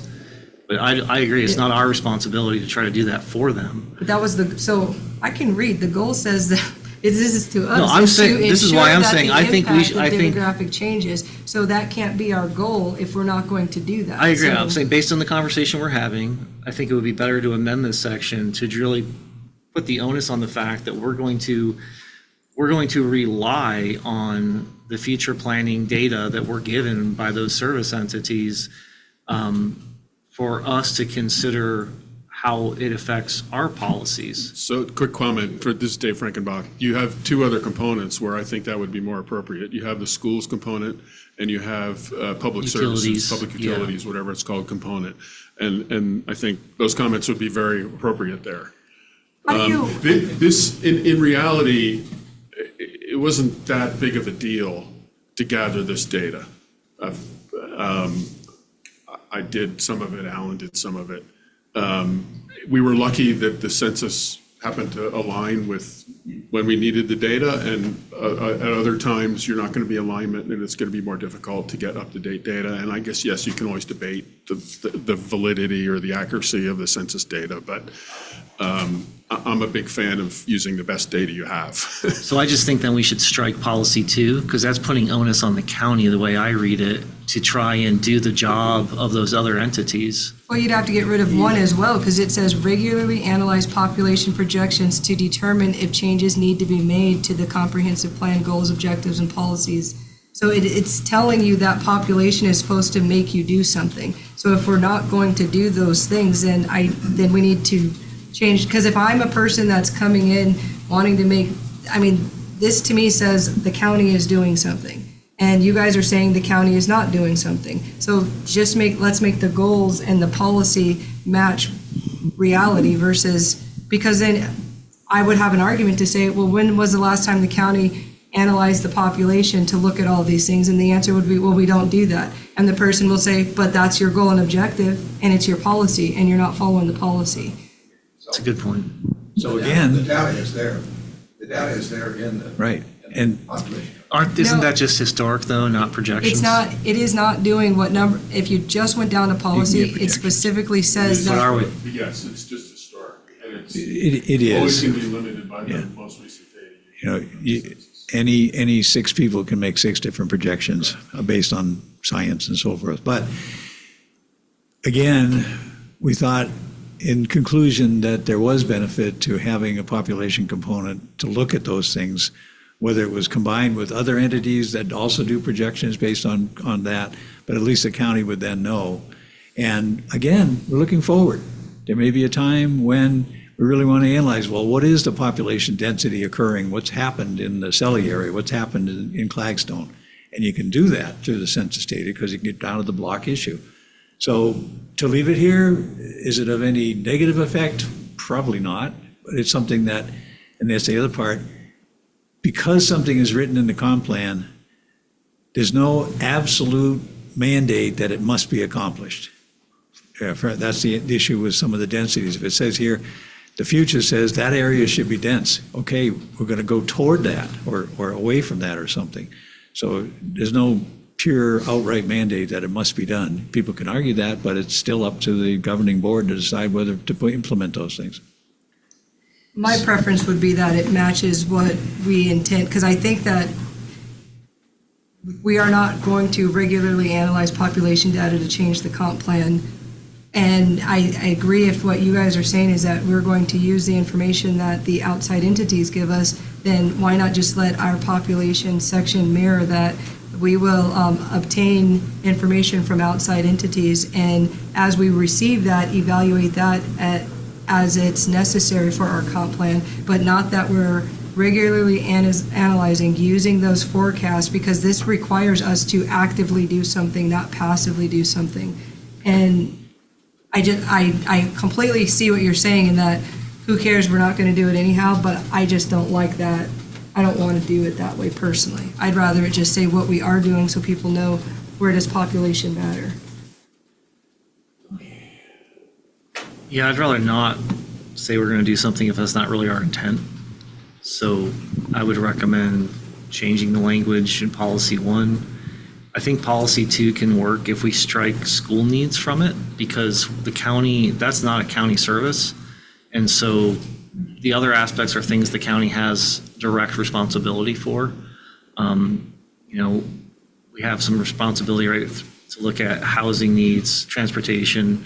Those are county related issues, but we don't directly provide school I would suggest, services. this is Don again, I suggest that because these also involve either county agencies or outside county agencies, something to that effect in the language of number 2, maybe number 1 as well, talking about coordinating with service providers to look at population data. I think that would be good. Yeah. The schools don't necessarily use it for forecasting. They just deal with who's going to sign up for school at the end of the summer. That's their future look. It's just to the next year. Beyond that, I've challenged the school districts and, well, tell us about facilities. Oh yeah, we have facility plans. And so, well, what's that based on? Based on pretty much upgrading buildings they've got, not so much looking at the future. Some places in the state, down in the urban area, they do use the population forecasts. And the school districts say, well, it looks like we're going to need a new high school over there. We're going to need a new whatever. Kootenai County does it as well. But here, we haven't run into that yet.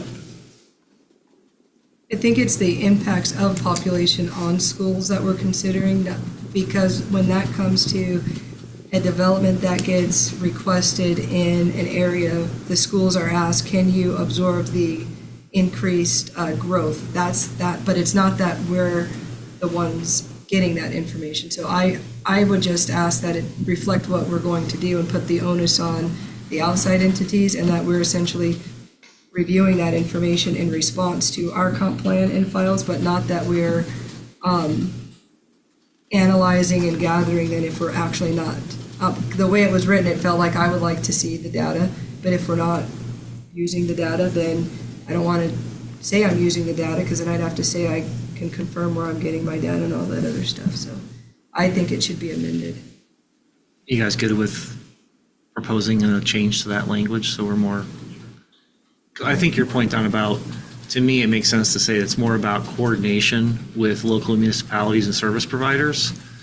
And the other components, school and so forth, they do have that language in there. Yeah, so there is some overlap, but at least then we create more alignment of what our intent is across the different component.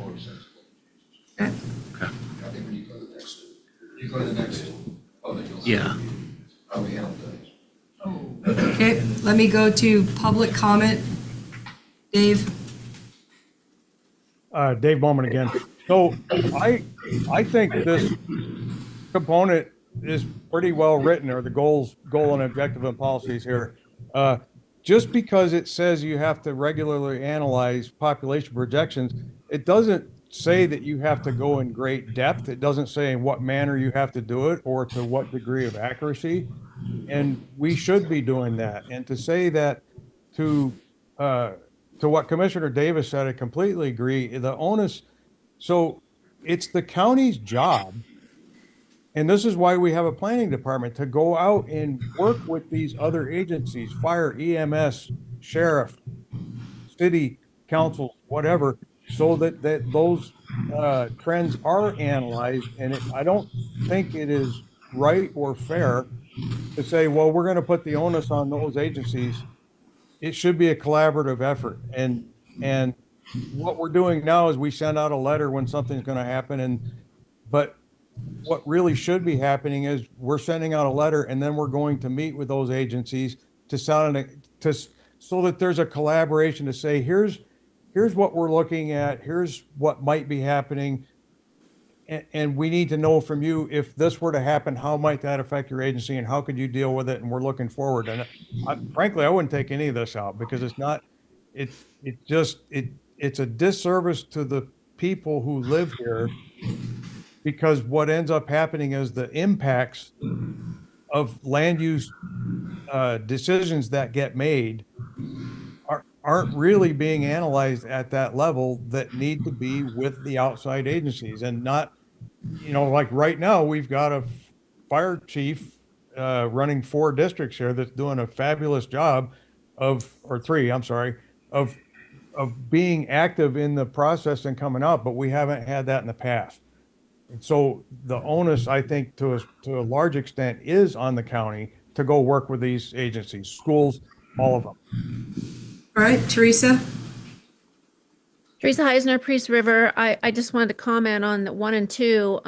Regularly analyzed is kind of a joke. The census, outside entities, none of them are going to be accurate as long as we have this 1 resident and 4 ADUs on each legal parcel. That's just the facts. Number 1. Number 2, I want to address cooperation with the cities. When I worked with Milton, he said there was no liaison. I don't know what's going on now, if there is a liaison, but there sure as hell needs to be one, because these cities are putting in hundreds of homes, and those hundreds of homes and those people that are going to live in those hundreds of homes are going to spill right on out onto our county roads and use all of our resources. So I think it's crucial that you really adhere to these policies that are in the comp plan, because from what I've seen, none of them are being adhered to. So that's my comments. Again, thank you. Okay. We're going to move quickly because we don't have much more time left. Does the board have anything else on that, or do we want to ready to move to school facilities? Okay, school facilities. Any comment from the board on this one? I agree with what's being proposed overall. My only comment is under goals and objectives, the conclusion, or the end of that statement, it indicates adequate school facilities and transportation systems. The schools don't provide transportation systems, they provide a transportation service. I think we should just change the term from systems to service or services. We provide we provide the roadways, the system, right? And they provide a service on our roadways. So just for clarity.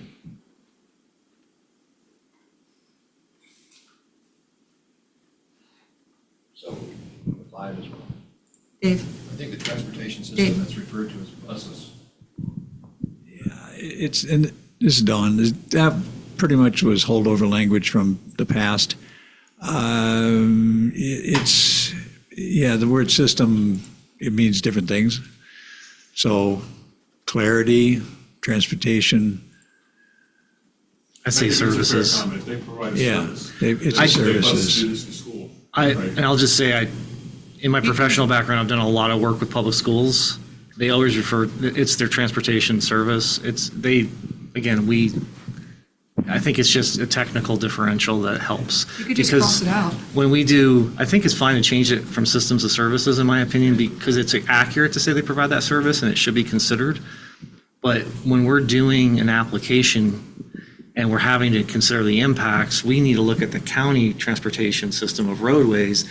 They need to give us feedback on their services and how, right, those approvals or denials are going to impact their ability to provide the service. Well, on their our- services generate requirements for the transportation system Yeah. of the county. Right. They have to have turnarounds at the end of dead Yeah. ends for buses and so on and so forth. So I think your comment is fine. Change it in both places. It's also. I missed it in 5, number you're right. 5 It is in 5 policies. down. This is Dave Frankenbach, by the way. So, Any comment, you could also just strike it and not say systems at all and just say provide adequate school facilities and transportation, because that's there, then it's whatever language they would use for that, but I don't. I just think it's more clear. I don't know which one they use or don't use. Any further board comment on that section? I have a comment, just in general.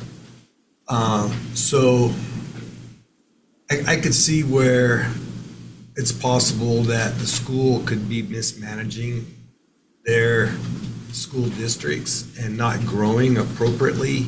And this being in there, then because the school's not doing their job appropriately, then it's the county's job to limit growth.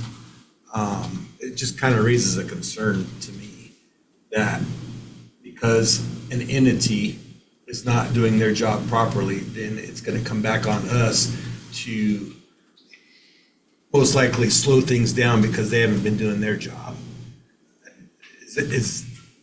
How do you mean in terms of the growth? You mean that they take on? The goals and objective, number one, proposed developments and county land use decisions should not adversely impact. So if the school isn't growing appropriately, then at some point in time, we are going to adversely impact the school district because they're not growing proportionally. Yeah, I agree with you that there's a cart horse kind of problem there, and sometimes another entity, service providers, the school district in this case, could be trying to push their responsibilities over to the county. I think LUPA requires it. I'm not sure how we not consider it, but I agree with you that there's a responsibility question that's hard to manage. But I don't think we have a choice but to include it because of what LUPA requires. I believe that's, I was just quizzing the group here, but. Don Davis. I think it is. I think it comes right out of LUPA that it directly says shall not impact. But across the board, any service provider, Yes. are they making adequate provision and so forth? That's not up to us to determine. And we don't evaluate the No. school. The school has an obligation as well to receive their students and have their plan, but I don't think we can change that. Every So school I- district in the state says, we're not getting adequate funding. How can we do this? So how do you do with that? So we're going to change the word systems in 1 and 5 to services. Anything else from the board before we offer public comment? Yeah, it's a tough one. I don't disagree. I just don't know what else we can do per LUPA. Right. And if it has to be in there, it has to be in there. Yeah. No, I don't have anything else. Okay, public comment on school facilities and transportation. Seeing none. Do we need to pause, Don? We're on economic development. You're moving on the important ones. That's Dave. All right, economic development. Questions from the board on this one? I thought this was well written as well. I just wanted to comment. So if you look at goals and objectives, the way number 3 is written, it ends with while protecting the surrounding areas from adverse impacts. I think that's good. That makes sense. I think that should be added to the end of goals and objectives number 2. Yes.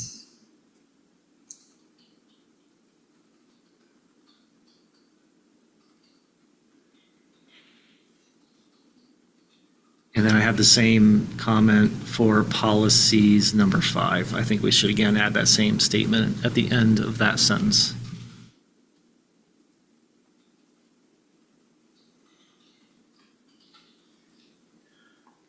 What did you want to put at the end of number 5? It's what's on the end of goals and objectives number 3. It says, while protecting the surrounding areas from adverse impacts.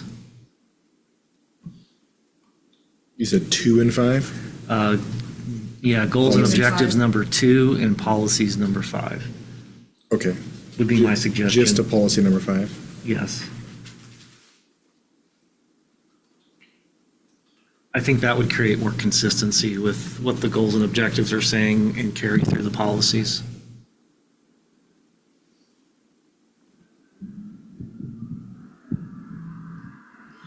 Is that, Well, this is Dave Frankenbach. I have a little bit of a concern about 5. It's not a huge one, but the issue to me is the second sentence in number 5 includes both public access to public lands and water and campgrounds and recreational areas. And I think the protecting the surrounding areas is maybe more germane to the campgrounds and recreational areas than it is to the protecting public access. I agree. I think the public access is that's almost the number 1 objective. I agree. And if you want to break that into 2 separate goals. Maybe break that sentence into 2. I'd be fine with that. And then it would be perfect. I think that flag comes up with the ending sentence. Because like you said, it's the last 2, I don't feel the need to include that language with public access, but because it was all lumped into one statement. So you're going to make another point are you going to segregate the 2 or put the language in? What's the preference? To segregate the two sentences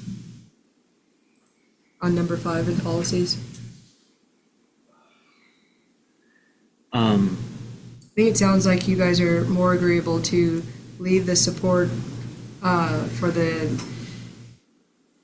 public access aspect on its own, and then the secondary part on its own. Maybe it would make the most sense, or I don't know if it makes the most sense, but be clean, Dave, if I've understood correctly, to just say, encourage and protect public access to public lands and waters, period. Encourage,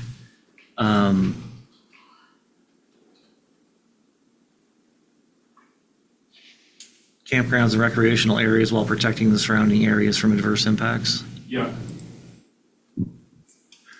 And even there, we've at times struggled with encourage. Do we really want to encourage, or is it support, or maybe allow support's for, a more or neutral. Yeah, some words like that. Campgrounds and recreational areas, and then it doesn't sound so repetitive as well. So. I think from a community aspect, though, that the encourage is an appropriate word because people want that as it relates to public access. Public access, I agree. Yeah, we were agreeing on that one. always It was the new can't- sentence can't- we were saying, we could just say support versus, Matt here, the only comment I can, because when we got ahead and drafted this, goals and objectives, they can go ahead and be somewhat subjective. Policies should not have, arbitrary or subjective, it should be more objective. And so when we go ahead and look at number 3 of goals and objectives, where it says, while protecting the surrounding areas from adverse impacts, that is very subjective. We, without spelling and dictating exactly what that is, and we go ahead and go ahead and place that in policies, I would be fine, in my opinion, if we had a language like, while protecting the surrounding areas from adverse impacts through mitigation and standards. Because we need to go ahead and, just like you said earlier, everybody should know when they buy a piece of property, or a neighbor, what a use is. What can they do on their land? What can the neighbor do on their land? And so when we go ahead and leave subjective, arbitrary language like, protecting surrounding areas from adverse impacts without defining that, someone may not like a cow or a horse or a pig. They claim that's an impact. It's too arbitrary to go ahead and place that in a policy without defining it better, in my opinion. I'm supportive of the idea of, like you just said, mitigations and standards. Mitigation can't be by itself because sometimes things can't be mitigated. But standards would say that if you don't meet the standards, then it's not allowed. So if you had both, I'd be okay with it. But only if we have both. I think that's a great comment to add at the end, Linscott. Because I agree, I like having it be less ambiguous. Because that's creating the problem, some of the problems that we still have Right, right now. we're trying to solve Who's those- going to the decide ambiguity what issue. is adverse? Yeah, And I it defines that language. think that's a good suggestion. All right, any more from the board on that section before we open for public comment? All right, we'll move over to Teresa Heisner, Economic Development section. Teresa Heisner, Priester, on the policies, I think that, again, going back to the defining is super important because, again, a lot of us have interpretations of, I'm going to go back to the ADU thing. With all the ADUs, people are renting them out and making themselves a small fortune. So are we supporting that? So I think there just needs to be definition on all of this, like whether it be a glossary or whatever. Yep, that's it. Thanks. All right, go ahead, since you're in the room. They all just raised their hand when I looked up. Thanks, Dave. Susan Drumheller, Sagal, Idaho. This might be a good section to adopt a policy that calls for the development of land use designation for industrial and high-intensity commercial uses. Or it could go in the land use section.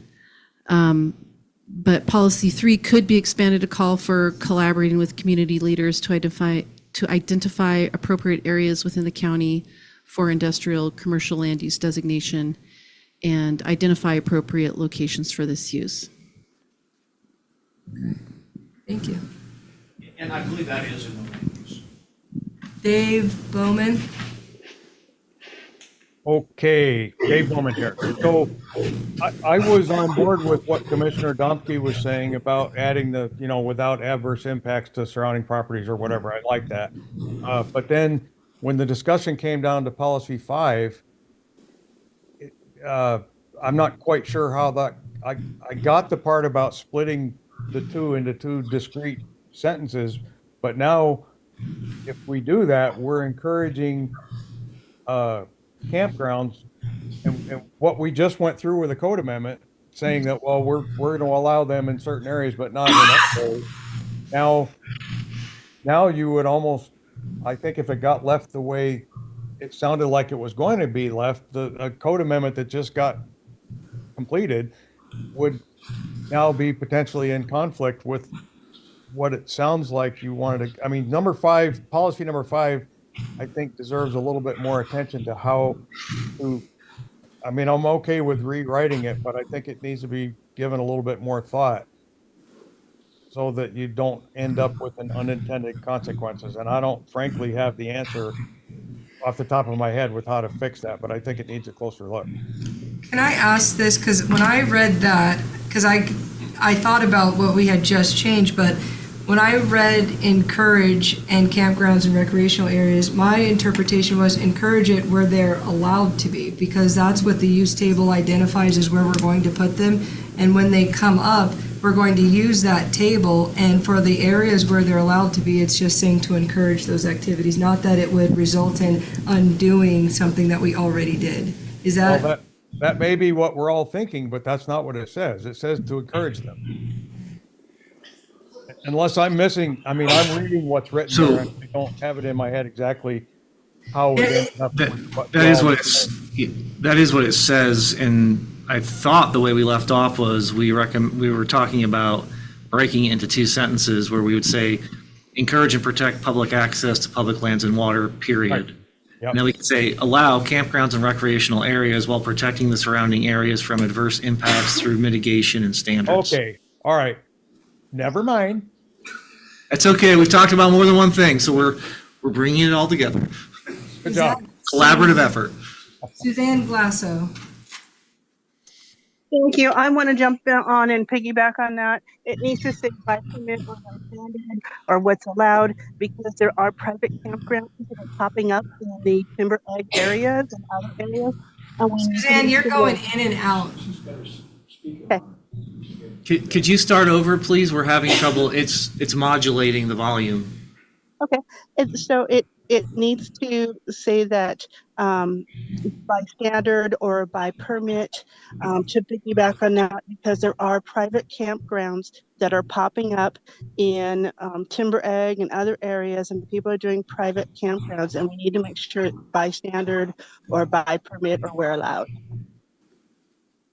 Yeah, I think the proposed language we were saying was include standards, so I believe that would cover the comment. Okay. Any further questions from the board on economic development section? All right, on to land use.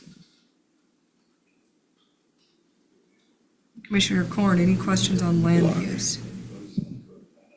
No. Commissioner Domke? I agree with the goals and objectives. As we get into policies, for policy 4, commercial industrial use, I think we should add language that indicates buffers around industrial uses are necessary. And so I think we need to add some language in there about buffering. Don't have specific proposed language at this time, but I made a note that I think that's important. And then under policy 5, I don't agree with policy 5 because I think it makes the map designation void by making that a policy. I requested removal of number 5 because it felt like it voids a lot of other work done, kind of the same similar. For those of you that are in the audience and don't see it, it says commercial and industrial uses may be conditionally permitted in areas not identified for such uses in the comp plan if a critical review of proposed use determines. It just feels like that's also open to too much subjectivity. I just really did not. Yeah, like it just that means one. it can happen anywhere, and I think it voids the purpose of everything else that's been defined, so I don't agree with that either. It's Matt here. When we've gone ahead and added that language, because there again, we need to go ahead and back to those use tables. Because certain areas, where the number 4 says, commercial and industrial should be unconditionally permitted in areas defined by the comprehensive plan as suitable for those zones. Okay, that would mean that they are permitted use. Number 5 goes ahead and dictates, so may be conditionally permitted. So now think about those use tables. And it's going to be the letter C there for conditionally permitted. If there's not a P or a C, our ordinances already dictate it's a prohibited use. So that language allows different things in the use table to go ahead and be conditionally permitted. It doesn't say that it can be spurned anywhere, because like I said, look at those use tables. Look at the rural, the ag, the I, the C, the industrial, commercial, rural service center, and certain uses are only conditionally permitted. So there again, we're going to go ahead and go back to those standards and those use tables that accompany this. I think that's the language we have there, is to allow for that to happen. So I see your point. The problem I see with the current language, though, to try to support that point, is it says, if a critical review of the proposed use determines that with appropriate conditions, the use will not adversely impact the surrounding area. And I struggle with, there are impacts that cannot be fully mitigated, and there are a lot of conditional use permits that have conditions, and those conditions mitigate some aspects, but not all aspects. And so I guess, if that's the language we want, that's very restrictive language, and it means most applications will be denied. And that we can live with that, but I think that's the reality of what the language says. I didn't even I'm not gonna really change my position on that, because the whole process of planning hearings is a critical review process. That's what you guys are doing. So what is different between, it feels like just anything, if it's not in the table, you can just have a review by planning to determine that it can be put there if it's determined, and then it looks like we're not really following the comprehensive plan, when I think a good argument is that we have updated the comp plan in such a way that we're putting the uses where they belong, and not a blanket, here's a pass, because I think then the comment made by Mr. Bowman about the RV park comes up of, well, we remove that. So does that mean someone can come back and say, I want to change something and have a critical review, and then I could be allowed that even though it's not in that? I think I think that that's very loose language to have. In my end, I don't understand what is a critical review of something, because we are supposedly doing that when the person brings their application to planning, and then when we have that hearing. So you're saying that we're going to create another layer that's a different type of review? I agree that there are the use tables that allow for conditional uses. I guess what I want to do is a side-by-side with what the current comprehensive plan says and do some comparison as to how the language is different, if it's different, and why it would cause a potential change to how zoning's written. I feel like we're stuck back in the logic loop of, we have existing zoning, and we're thinking about taking that into account, but the comp plan is supposed to inform the zoning, so what's the right answer? And I think we maybe need to take a half step back and look at it more closely. Well, this specifically tells you that it's addressing people who want a conditional use permit for something that is not allowed on that table. It's specifically saying areas not identified.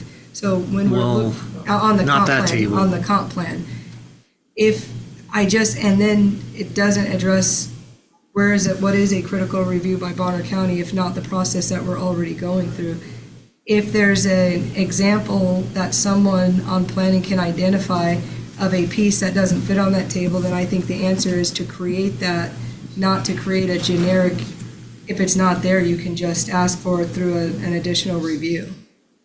That's my view on it. So this is Dave. I have a big problem with what you guys are suggesting because, well, to just be very, very frank about it, if you took 5 out and you changed the code accordingly, you just made farm stands in the ag forest area illegal because it's a commercial use in an area where commercial uses are not generally permitted. So the additional, to your comment, Commissioner Williams, about additional review, if you're in a commercial zone, you're allowed to open a commercial business without any review by the Planning or Zoning Commission because it's permitted by right. A commercial use is permitted by right in a commercial zone. The additional review is if I want to have, to use my example, a farm stand in an ag forest area, that's a commercial use. In an ag forest area, commercial uses are not generally permitted. So you have to come ask for a conditional use permit, which allows zoning commission to do a critical review of, okay, what are you planning to do? Tell me about it, how many customers you think you're going to have, how big, et cetera, what kind of parking, traffic in and out of the parking area and so on. That's the critical review. None of that happens if somebody decides to open a commercial business in a commercial area. They just open it. So why don't we address the example that you gave of the farm stand in that area? Because I'm not sure that's the only example that would ever come forward, right? If you look at the table, there are, and this is, so I just opened up the current implementation component. Can't get the words out. The one that's current, it looks like the proposed language in the current, the draft has not changed from the current. So I think, I just want to think through, because I agree that we have use tables that have conditionally permitted applications that have to go through that critical review. And I'm just trying to be sure that that the language is doing what we want it to do. So then maybe answer this then, does it allow for the condition that was brought forward of, we have say you have an RV park is not allowed in this particular area per the plan, does a person get to use an opportunity to come for a critical review to change that? Is that what No, understand that the change we just made recently, we've said that RV parks are not allowed in ag forest and rural residential at all. Even conditionally, it's not even allowed conditionally. So not that one, where you have ones where they are allowed for a conditional use permit, not in those designations. So I'm trying to use an example that parallels the question of, for the one where you can get a conditional use permit, okay, if you couldn't, would you be able to switch it? Because that's one of the questions is, can we change, does this allow for people to use it like a loophole to get out of something that the map doesn't allow you to do? That's what my concern is. Well, I think as Alan Song said, I think what's missing here is that if it's identified in the use tables as conditionally permitted, then it should be allowed. So that means that somebody has made the decision, some Board of County Commissioners, that for this particular residential zone, commercial zone, or whatever, that these particular uses are permitted, and these other uses are only permitted conditionally. So you don't want to eliminate the ability to have a conditional use permit applied for and maybe granted if in the use tables, in the zoning code, it allows for the application for a conditional use permit. That's, I think, where we're missing here. And it can't be mapped. And maybe number 5 is not, maybe it's not really worded all that great, but that's the intent, is that you can still, upon critical review of an application for a conditional use permit, issue a conditional use permit if that is allowed in the use tables. Yeah, I see the planning commission's point, and where I'm going with my thinking is, I can't come up with better wording. I think the key, I don't think the wording is necessarily problematic. I think the key is that any application of this wording, if there's any proposed change to the current zoning in Title 12, we have to be very diligent about looking at what those proposed changes would be to allow conditional uses, so that we don't allow something we don't want to come back in. Right. So I think it's the title, I think Title 12 in this case is definitely That's a the review, we've the started final. we've started on that review now. Yeah. Not knowing what the Board of County Commissioners are going to do with the comp plan. We're looking at the use tables now, and we're saying, well, maybe that shouldn't be allowed conditionally or permitted.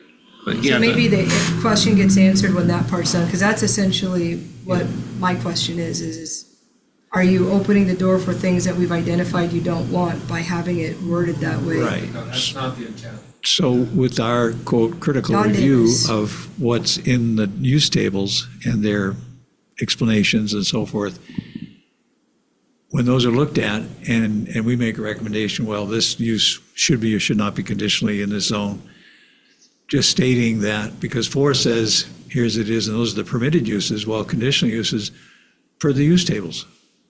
Yeah. That would solve it, because then that automatically, then you go to the code, which is, we're going to keep saying that over and over again. You start here, that says, okay, next you go to the code, see what the code says, how to do it. Right, I think that's This just wanting is sure we the have the what, right and link, that's the right how to. hierarchy back to the code. So if we get to that point, hopefully. That comment would address, I think, the question. Yeah, it's just, that would be I think, a simple solution to it. And Yes, conditional uses, commercial and industrial, are there per the use tables. And what I like though is this is somewhat restrictive language, and I think that's valuable to maintain, because we do need to have that critical, That process is there in the zoning code. Yeah, but because the comp plan informs what the zoning should be in the end, I don't want to lose the fact that we're saying this should be a critical process to be sure that we're not creating those adverse impacts. So I don't want to lose that language. I know I'm sorry, I've come 180, so.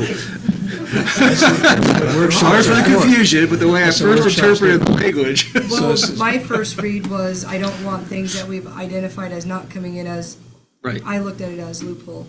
We've got 12 minutes left. If we could address those without just deleting the whole thing, that would be great. Yeah. So let me go public comment, Dave, and then we can go on to the next one.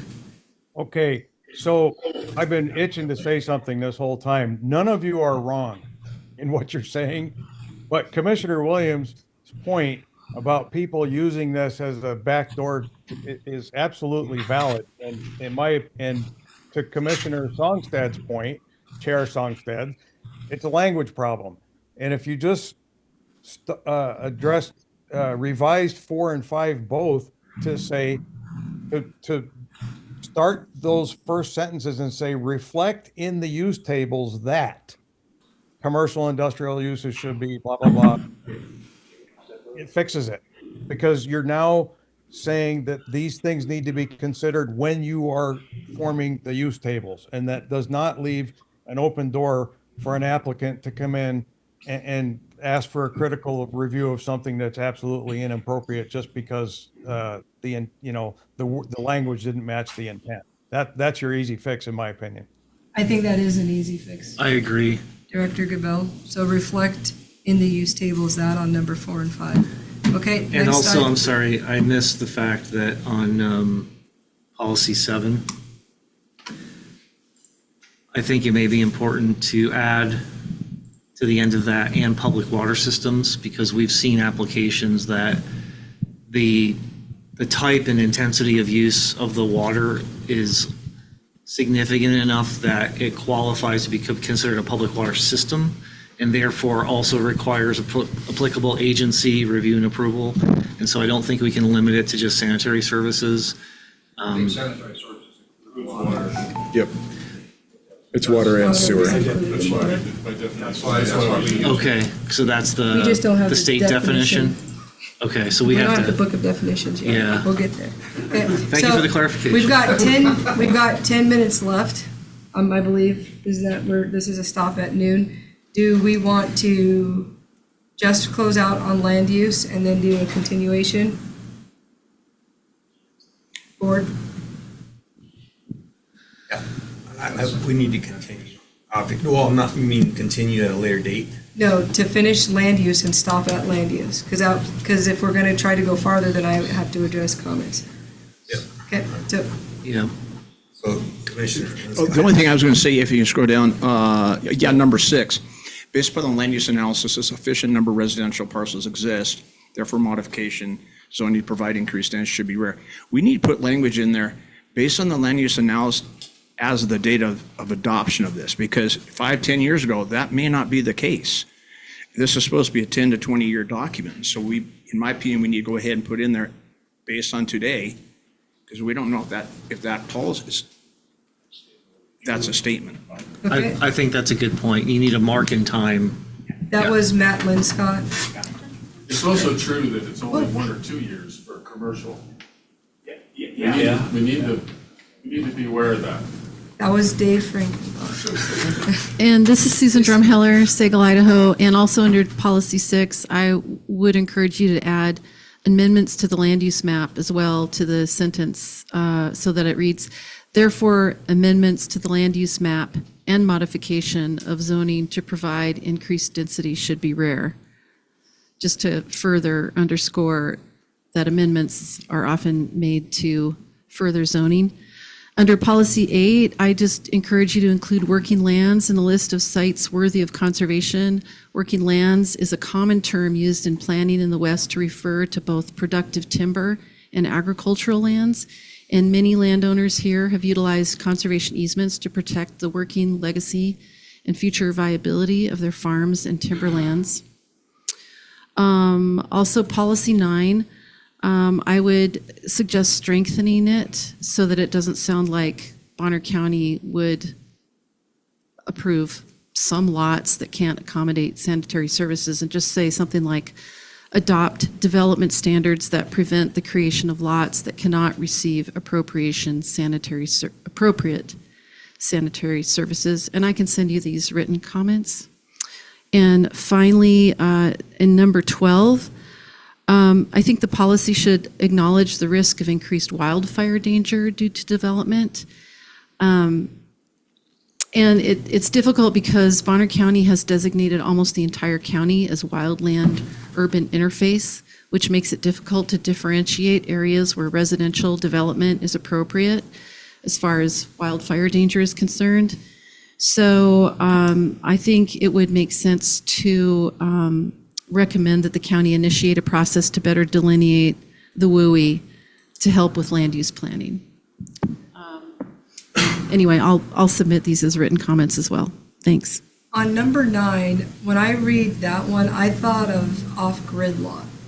That's what comes to my mind when I think of that. And so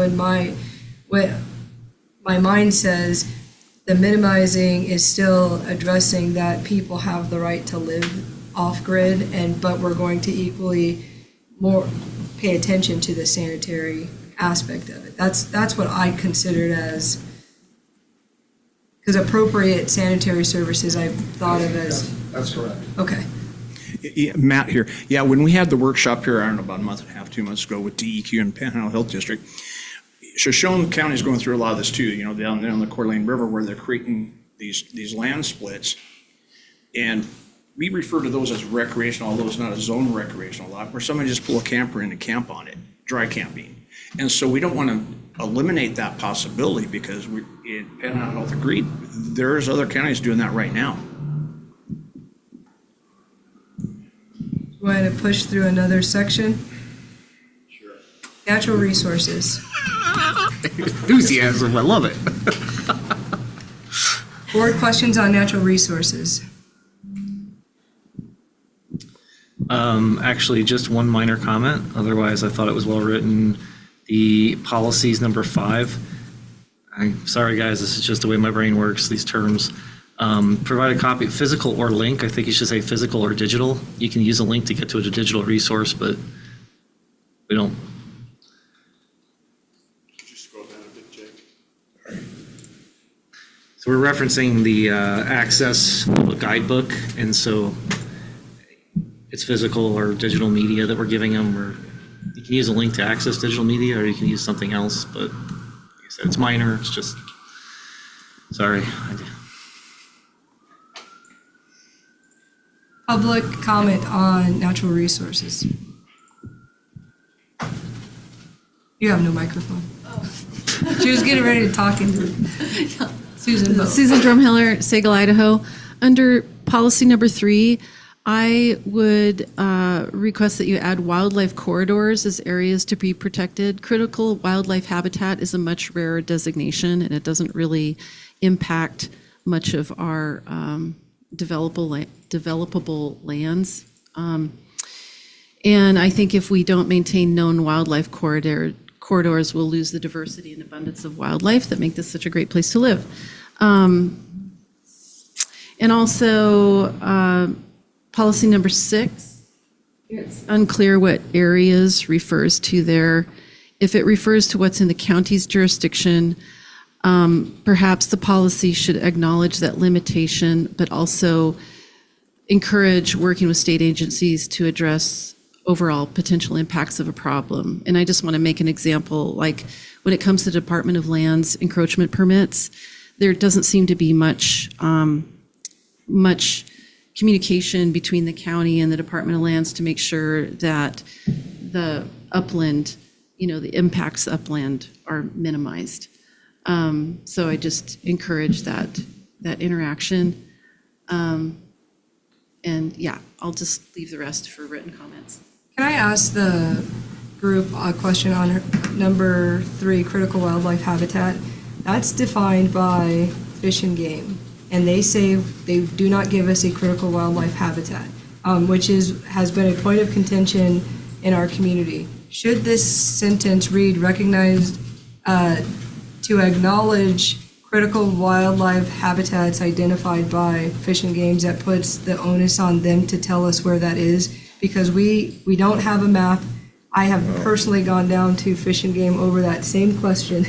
Should we designate that? Critical wildlife habitats are designated by federal agencies, so U.S. Fish and Wildlife. And we do have those mapped, and it's specific to endangered species as identified and on the endangered species list. So we have a map, but it's the lake and streams for bull trout. Yeah.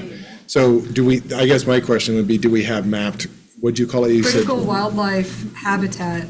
No, wildlife corridors is what I'm talking about, because the critical wildlife habitat is well documented, but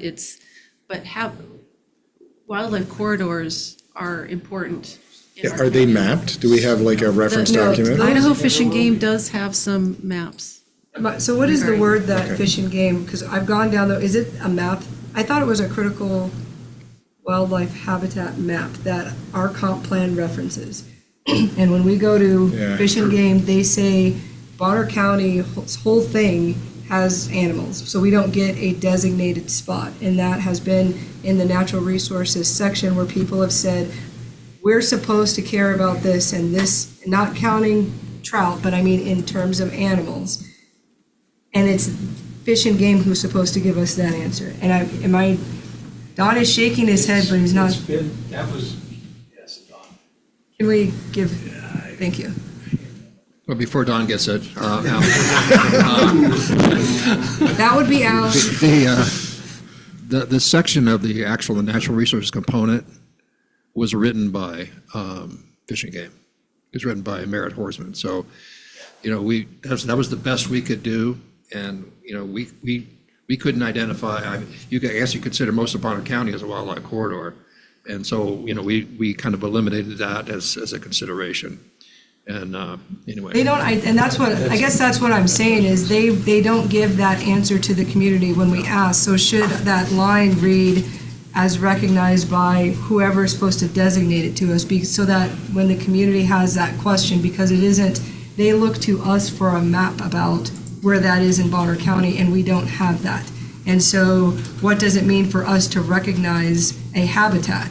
It's not, we're not going out there designating, there's a whole bunch of this here, therefore we're going to recognize it. It's. You can certainly put in Fish and Game as a U.S. Fish and Wildlife. Yeah. You can put that in there.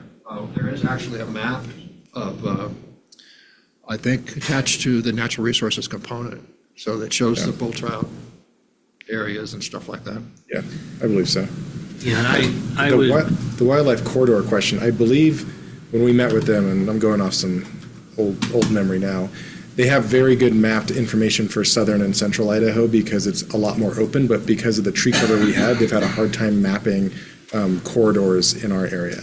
So, and I could be wrong, but I believe that was the response by Merritt and his team. That discussion with Fish and Game, I think we even had U.S. Fish and Wildlife in it at one point, but that's correct. Southern and southeast Idaho have migration corridors, very well defined. We don't have that here per se, according to Fish and Game. It's more they're here, they're everywhere. And the population encourages that. Look at my backyard. I would need there to be a very clear definition to consider that. Without that, I think it can be misused, and so we'd have to have it very well defined by an appropriate agency.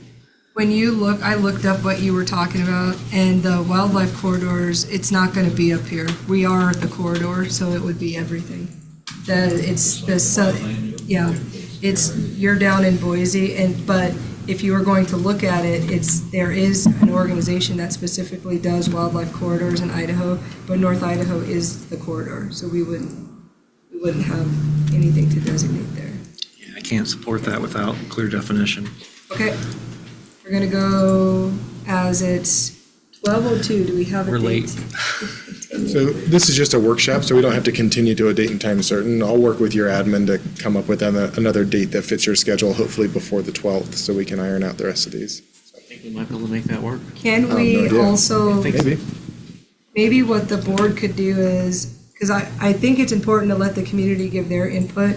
Can we agree to maybe send some questions or concerns over so that we can give more time to the public? Because I think we had questions and some people had hands up on some of their topics.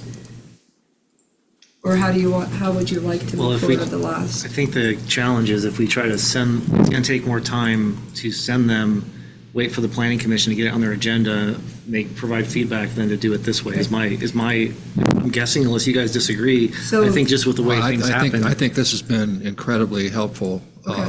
I think, to us, you get to get our thoughts and so on. So I think it's been very helpful.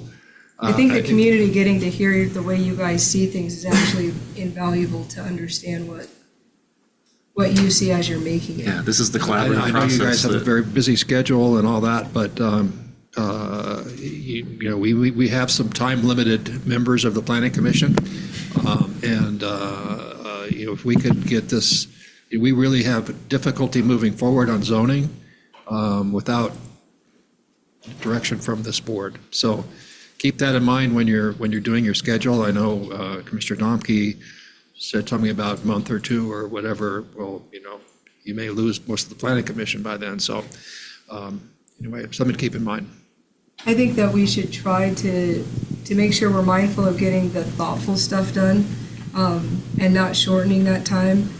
But I think that we should I think as we get out of budget, there's more time for the board to consistently work on this, and maybe we need to focus more on this review, and maybe in advance of having a meeting to just have a discussion, maybe use some of the planning update meeting to address going over this as a board, and then that would give, because sometimes it's just us bouncing it off of each other, which we can't do unless we're in the meeting, and then it would maybe change kind of the questions that we ask of you guys to move faster. That might be a way of helping. Yeah, I think we just need to schedule some more board workshops so Looks that like we can next keep Thursday chipping through afternoon it. might be free. Okay. And is the board agreeable for me, would you like me to ask GIS to create that map tool that we spoke about for the non-conforming to help with our evaluation? My problem on the non-conforming piece is I feel like we're going to be non-conforming, and what do you do about it doesn't really get addressed until we finish the comp plan and the zoning. I mean, I think that but I guess just to know what we would do with it at this stage, or are we adding something else to review that could potentially slow us down on what they need us to work on? Yes, That's it could my potentially slow us down, but I think if we don't look at it, we're not doing our due diligence. I didn't say don't look at it. I said, I'm asking, do we do that now before we look at the rest of this is my question. I'm sorry, what do you mean by this?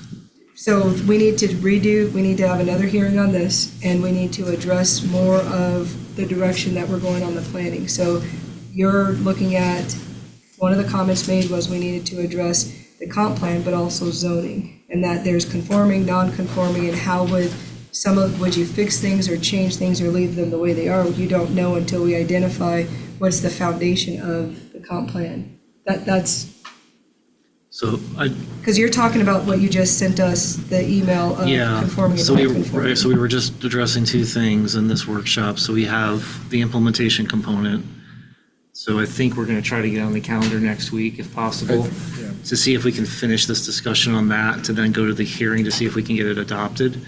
But then on the land use component and the associated map, that is where I'm asking about, do we want to have a tool from GIS to look more closely, our board to look at and better understand what decision we're making about non-conforming parcels and how the map designations impact that? And I guess I thought that one of our things was we were looking at the map, not individual properties when it came to non-conforming, conforming. Yes, but that's not correct. That's not true when you look at the map currently. There's a mix of the two on the current proposed map. So I think we still have to solve that. We have to decide if we're going to accept that or if we're going to change that. And I think better understanding. Madam Chairman, if I can make a recommendation also on that GIS tool, I think it's vitally important to go ahead and look at those parcels that different colors, little islands, if you will, when they were created in the zoning district. Because Idaho statute, there's a clause in there that you have to allow those, I believe it's 4 years, if I'm not mistaken. You cannot change the zoning. Change it again. Right, so I think it's important, if you're going to have GIS do that, to go ahead and state on those maps when those were created. That's for a zone change. You can change a comp plan map within 4 years. It's specific to a zone change. Yeah.